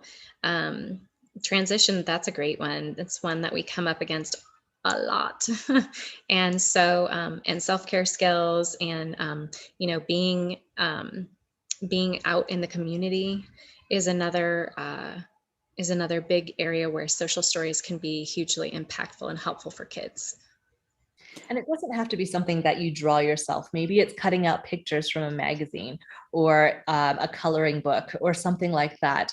But you're gaining both the visual, the written, and then the spoken when you do all of those to kind of help set that story. I'm curious, what has connecting look like in a virtual classroom this year between students and teachers, between colleagues? I don't know if anybody else wanted to chime in on what was your social world like this past year, and how are you transitioning yourself into back in person? Huh? So, Erin, while we're waiting, I'm looking on the stream, so I'm just encouraging people on the stream to ask their question. So another question that came up, a friend of my sister has a 13-year-old who just started high school when COVID hit, and she has been home indoors for more than a year. And now she's afraid to go on the road because she says when she leaves the house, she feels like everybody's watching her and like people want to hurt her. So the mom is not sure what to do because, as we said, school is getting ready to reopen and she's afraid to go outside of her house. So that's something Before Erin answers, Christine, are we complete with the presentation? I do have a few resources to share just in general about play. I just thought if we could complete so that when we're talking, we could be seeing each other. I think it would be more effective. So some ideas and resources for play. A lot of different activities for play are out there, and we do them already. For us in the US, I mean, sports is huge. And that's a form of play that adults play all the time, from very, very young to, our older adults. We're all playing different kinds of sports. Video games too are also a great way to play. And I really like the ones that tell stories, the ones where you're actually talking with somebody next to you, or you're doing this together versus just an online play, or as a solo activity. Board games are great. Exercise is fantastic for different plays. Jane had mentioned Simon Says. To do that slowly, that can be, I remember that being an exercise workout actually in grammar school myself, where we would have to play Simon Says, but it involves the movement. Even training pets is a good way to teach children responsibility, but at the same time, it can be a way of playing as they're getting the reinforcement from their pets. Going for walks and looking for specific things on that walk, like Jane had shown to us earlier, that is also a really nice form of play in a way as well. And different STEM activities like science experiments, cooking, crafting, building, those sorts of things, I find they're really great for indoors if it's raining outdoors. That can be done at any time with anybody at any age. And then I also wanted to leave with a couple of resources. There are articles here on the benefits of play, not just for young children, but for adolescents, for teenagers, for high school students, how it helps with their mental health in general. So this, as we said, will be available. We will give this to Christine at the very end to be able to disseminate. But we can definitely, I do want to go back to our conversation on connecting. And Christine, can you say the question again? Can you ask that? Yes. So it's a 13-year-old who's been indoors for more than 12 months, not even going outside in her yard. And so when her mother took her out to the store, she expressed that she felt afraid, and she felt like somebody was wanting to hurt her or kill her, and she's afraid to go on the road. That's a very scary feeling. And I do hope that she's involved with a counselor or a mental health professional to be able to help guide her through some of those emotions. Jane and I are not mental health providers, and we can't be able to help with the specific challenges with some of those things. But from experience, we know that when we work on things a little bit more slowly and the exposure is not all at once, but we work up to that, that often helps with some of that anxiety. So maybe it could be just opening the door. Maybe it could just be hanging out on your porch before even leaving the house, and you're just hanging out there and with your family, maybe playing a board game, maybe listening to the sounds that you hear outside, maybe making up your own music at that time. But starting to build into that earlier before, because now we have the summer to work on this. So not waiting until the week or so before school starts, but starting that now to kind of get accustomed to that. Okay. I would add to that, talking about it regularly, asking her what makes you feel afraid and what do you think is going to happen. And a lot of times, our more primitive brains kick in, and we feel like we want to run away or freeze. And if we can employ the frontal lobe and really kind of process through, what's the worst case scenario? I mean, really, talk it out one step at a time, and then absolutely be working on mindful breathing and some of those other mindful aspects to help calm that nervous system down. I think that would be hugely helpful for her as well. Okay, thank you. One of the things from my own personal experience that I'd like to share is that this period with COVID, I think that we have all become extremely overindulged with television and media in general. And I think that a lot of parents use media or access to media to kind of almost soothe the children, whether it is the iPad or video games or straight television. But my experience is that we are not being careful enough to process what they are seeing with them, to have a conversation about how they feel about what they're seeing, what they think about what they're seeing, what are their opinions, because how they internalize is not necessarily the way we do based on our knowledge. And some of the things that I think they're being allowed to see is extremely scary and not healthy for children or adolescents. What do you say about that? Absolutely. I think that there should be a limit on the amount of the news that we're getting in. A lot of the time, it's not being filtered, right? So we're getting it as it's happening. And because of that, there's less and less filters to what is actually being talked about or not being talked about. And there are so many opinions out there. There are so many different perspectives out there that it's often confusing too. So taking the time to really step away, right, from any of our screens is very much beneficial. We know that there are studies, especially for the very young children, that there should be a limit actually on screens. And it has impacted their mental health, but also their behavior. And it's showing up in different forms. It could be because maybe they're talking a little bit later. Maybe it's because they're maybe not as engaged with people that are face-to-face anymore because they're used to engaging with a screen.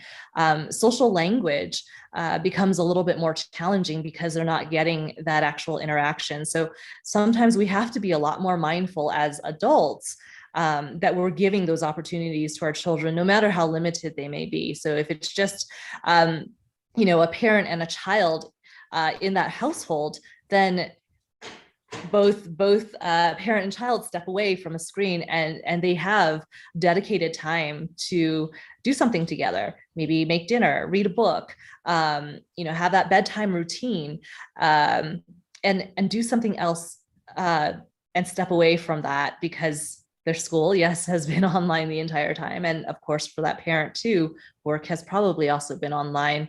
And often I know that this was true for my mom, but because she lives alone, she always liked to have the TV on for noise, but learning that that's not the best for her, that wasn't the best for her during this time, because now she's actually paying attention to some of that noise and it wasn't helpful. And it made her a lot more fearful. So agree, being mindful of taking the time away from any sort of screen. Okay. I want to just share from the live stream. Donette says very simple but effective activities. Keisha says great ideas. I appreciate all that you're sharing. Lorna Ying says great ideas. I will definitely use it with my grandson, 8 years old, who is on the ASD spectrum. Young Rod says, love the I Spy in that form, very intentional, can be great in the classroom. So those are some of the comments that are coming in from the stream. But there is a question that we can ask to the other panelists who are here, where someone was asking, what are some of the red flags that they should be looking for, where they should become concerned about what they're seeing? So what are some of those? Because some of those you need to be mindful and to do some activities that can help, but when should you reach out for a specialist?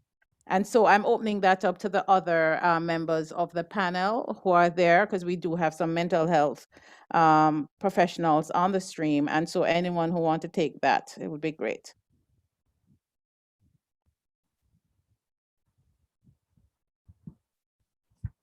I'm not sure if they've all stayed. Well, I see Dr. Shetty still there. Calling me back from my beach. Okay. I think there are three kinds of problems which parents bring their children to us. One is child is okay, but mommy is anxious.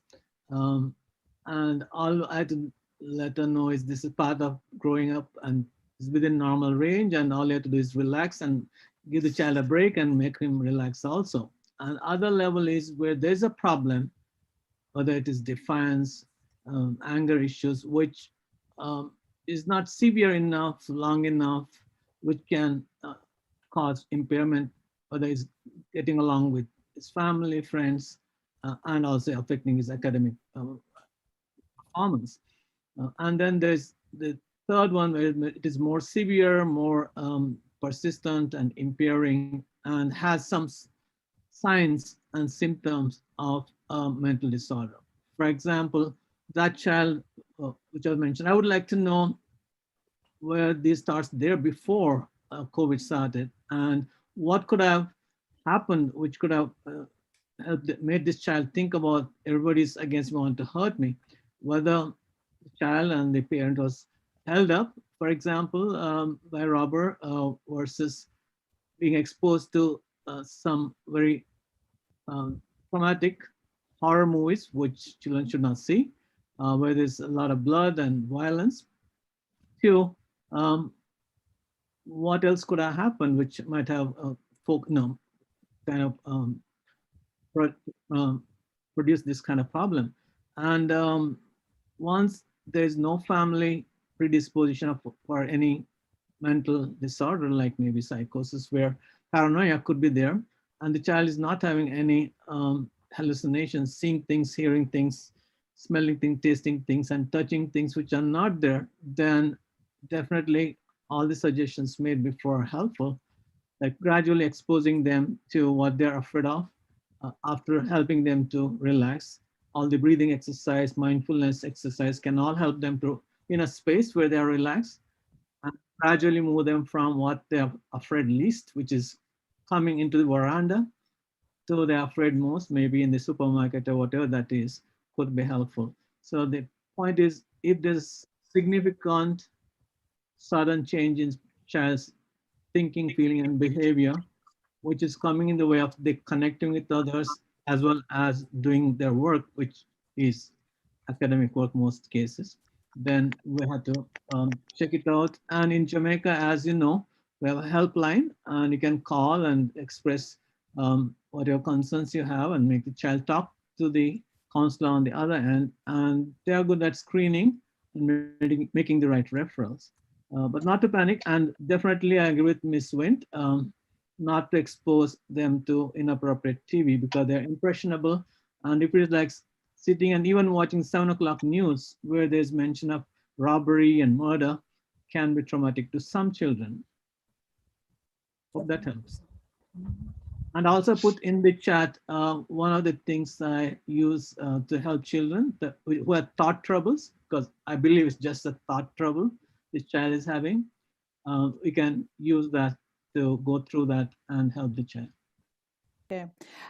There's another question that pops to mind. So a parent reached out to us on social media to say her daughter is 3 years old and where can she find a psychiatrist, a psychologist. So I asked, what's going on? She said the child is acting out. So I said, what's the background to that? She said, well, the father dead and the child is acting out. And that really, just reminded me that as Jamaican, our practice has been really not to address death for ourselves and not to address it for our children. And so how could you speak a little bit into that, Dr. Shetty, in terms of a 3-year-old? And from how the parent put it, it seemed to have been a sudden death.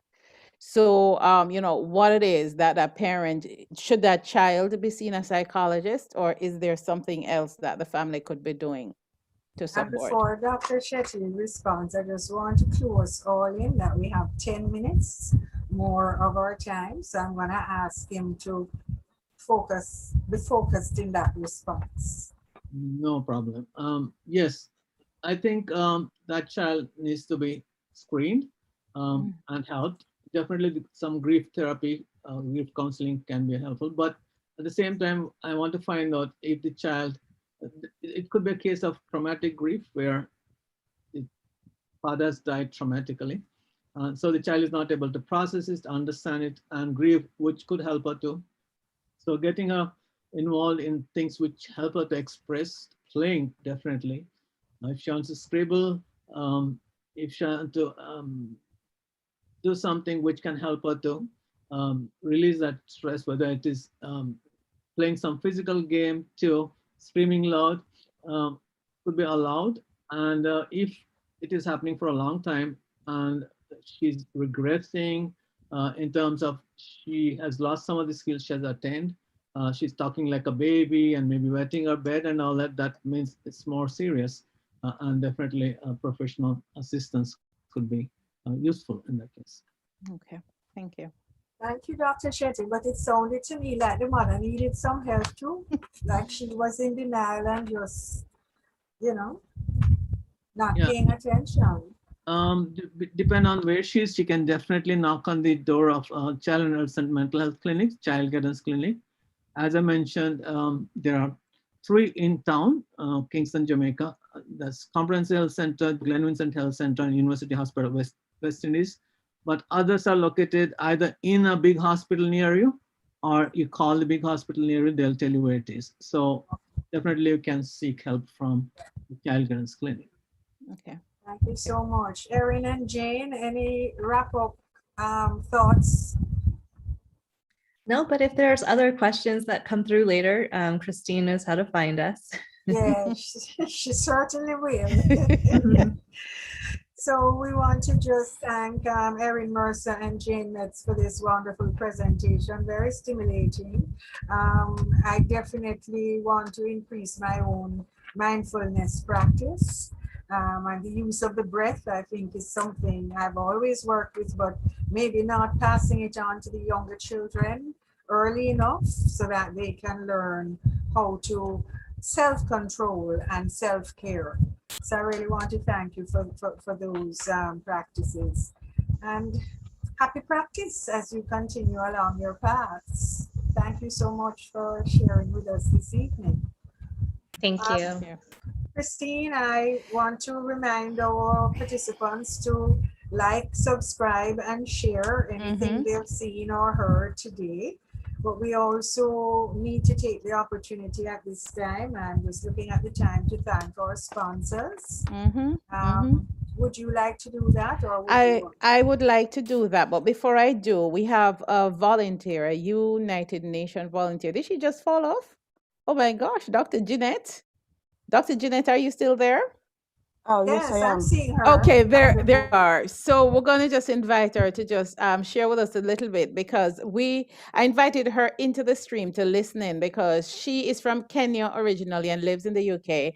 And mental health is one of the areas that she works with in Kenya where there's not a lot of resource. So she's also the manager of a inclusive volleyball players club. So she was sharing in the chat that as part of the pandemic, she didn't just stop the sport. She was sharing how she continued. So could you, in a minute or so, just tell us a little about that? Yeah, thank you. So I'm a team manager for one of the local sitting volleyball clubs. So sitting volleyball is a para sport. We're very inclusive until the national level. So I have players with all kind of abilities, also players that have physical and mental disabilities.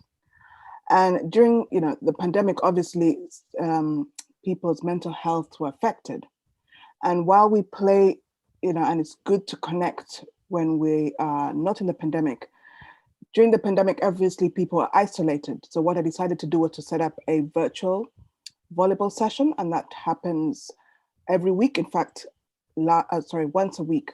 So yesterday was our last session, and it has been very great to connect people, not only keeping them physically fit, but also we think of their mental well-being, we think of their mindfulness, and so it has been very successful. So much so that other clubs have taken it on, and even the national teams have taken it on. So it has been, very useful and successful. Okay. Thank you so much. Thank you. I want to ask the question, but I'm looking at how on earth do you play volleyball? Can you just tell us that in 30 seconds, how you do it virtually? Okay. So do it virtually. We actually, sitting volleyball is done on the floor. So we sit on the floor, and if you have a partner, you play with the partner, so you pass the partner, and we do various kind of exercises. So you play with the ball hitting the wall. We also do some kind of stretching as well. So we also have some physical exercise that we do, some crunches. So it's a combination of technical. Okay. So it's people doing the practice where they are in their own space. Yes. Okay, got it. Got it. Yes.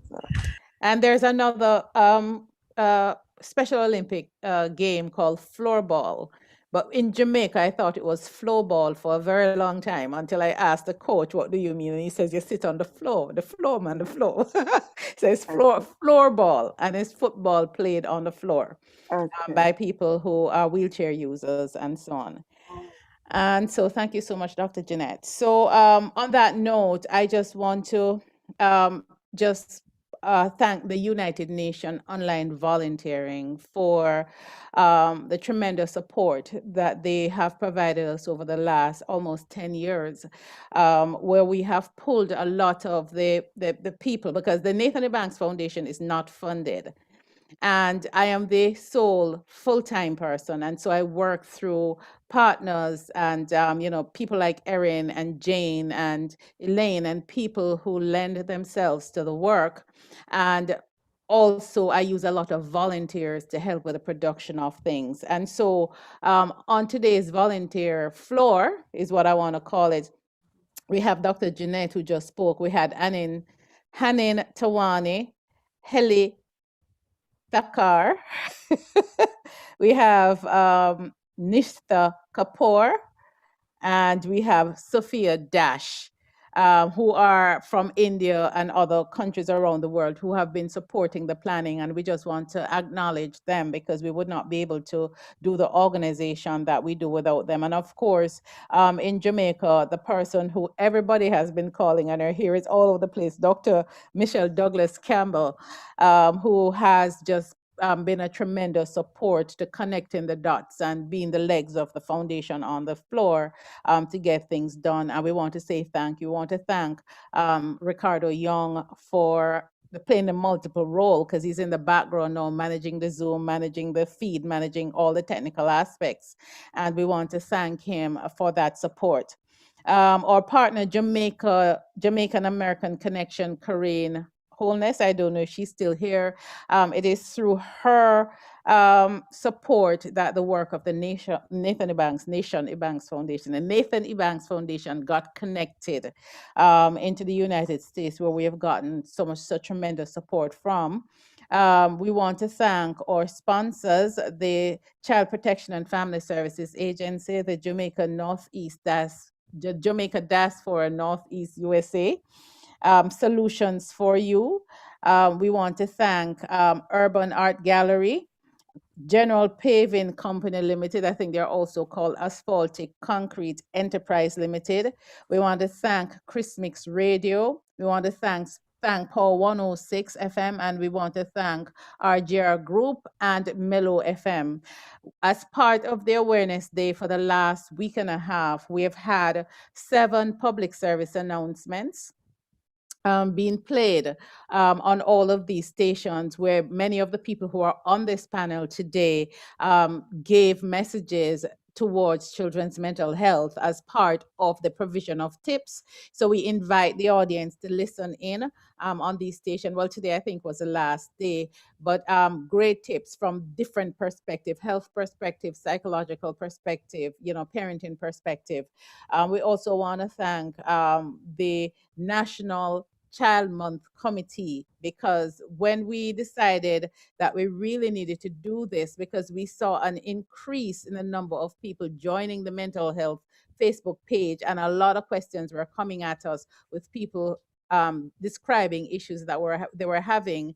And when we look at the timing that we had to do it in, we recognized we needed a partner who was already involved in the motion of planning that would allow us to step in. And so when I approached Dr.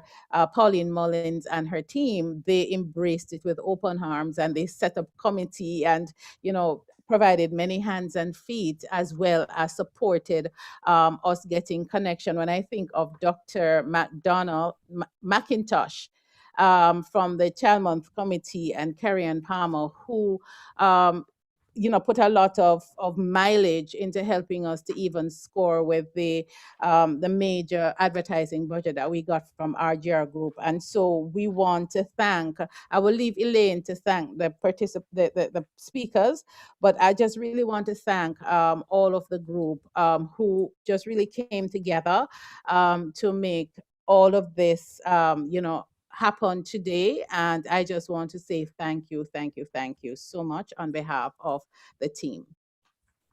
Thank you. Our limited time, we are a minute over our time, but of course the Ministry of Health and Wellness has been primary, that we have been doing.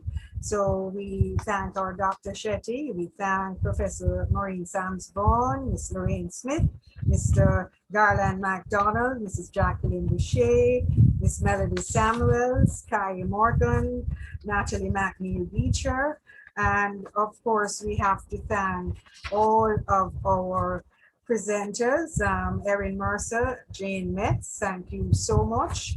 And I don't know when we will be together like this again, so perhaps we just get to join hands and heart and say, let us focus on our own happiness, mindfulness, mental health, our capacity to self-care, self-love, and in doing that, how we treat each other. And part of our contribution from this time together today is the opportunity to like, share, subscribe, and share as much of the information as we can, so that, as we say in our wonderful pledge, we can not only increase our prosperity and happiness, but we can play our part in advancing the welfare of the whole human race, because that's what we're about. So we leave you, the group that's going to take us out. I've lost my page on the script. Christine, can you remind me what's they are from Greater Portmore Junior Center, and they are the goal-winning team for the JCDC contest. And they were doing a praise dance, which is a wonderful way for us to end. Thank you, everybody, for being with us. God bless you all, and have a wonderful evening and a good night. Bye-bye. Don't leave until we watch the children, please. Yes. Until we watch the children.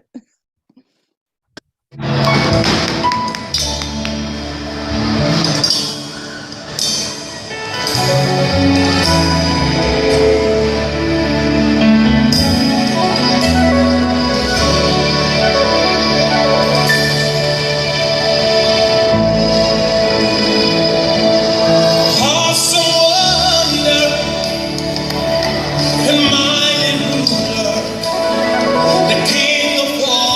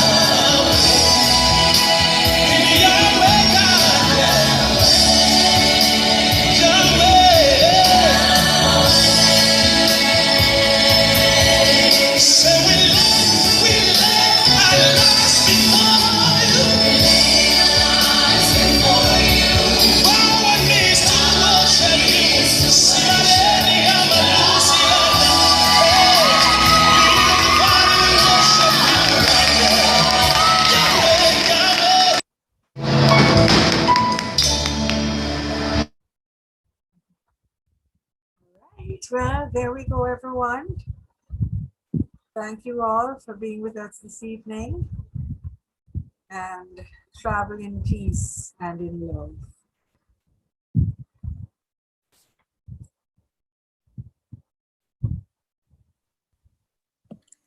Bye, everyone. Great event. All the best. Have a great. Bye, everyone. Thank you, everybody. Bye-bye. Have a great rest of the week. Yeah.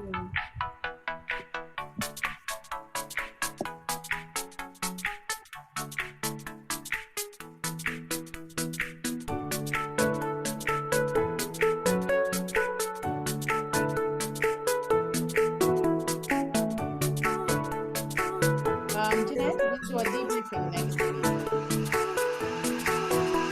Okay, bye everyone. Bye. Wonderful presentation.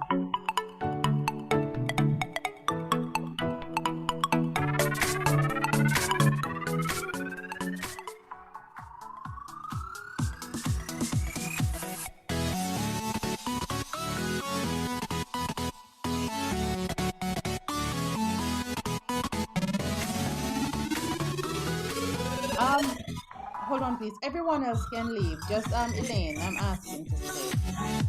Okay. All right then. Bye-bye.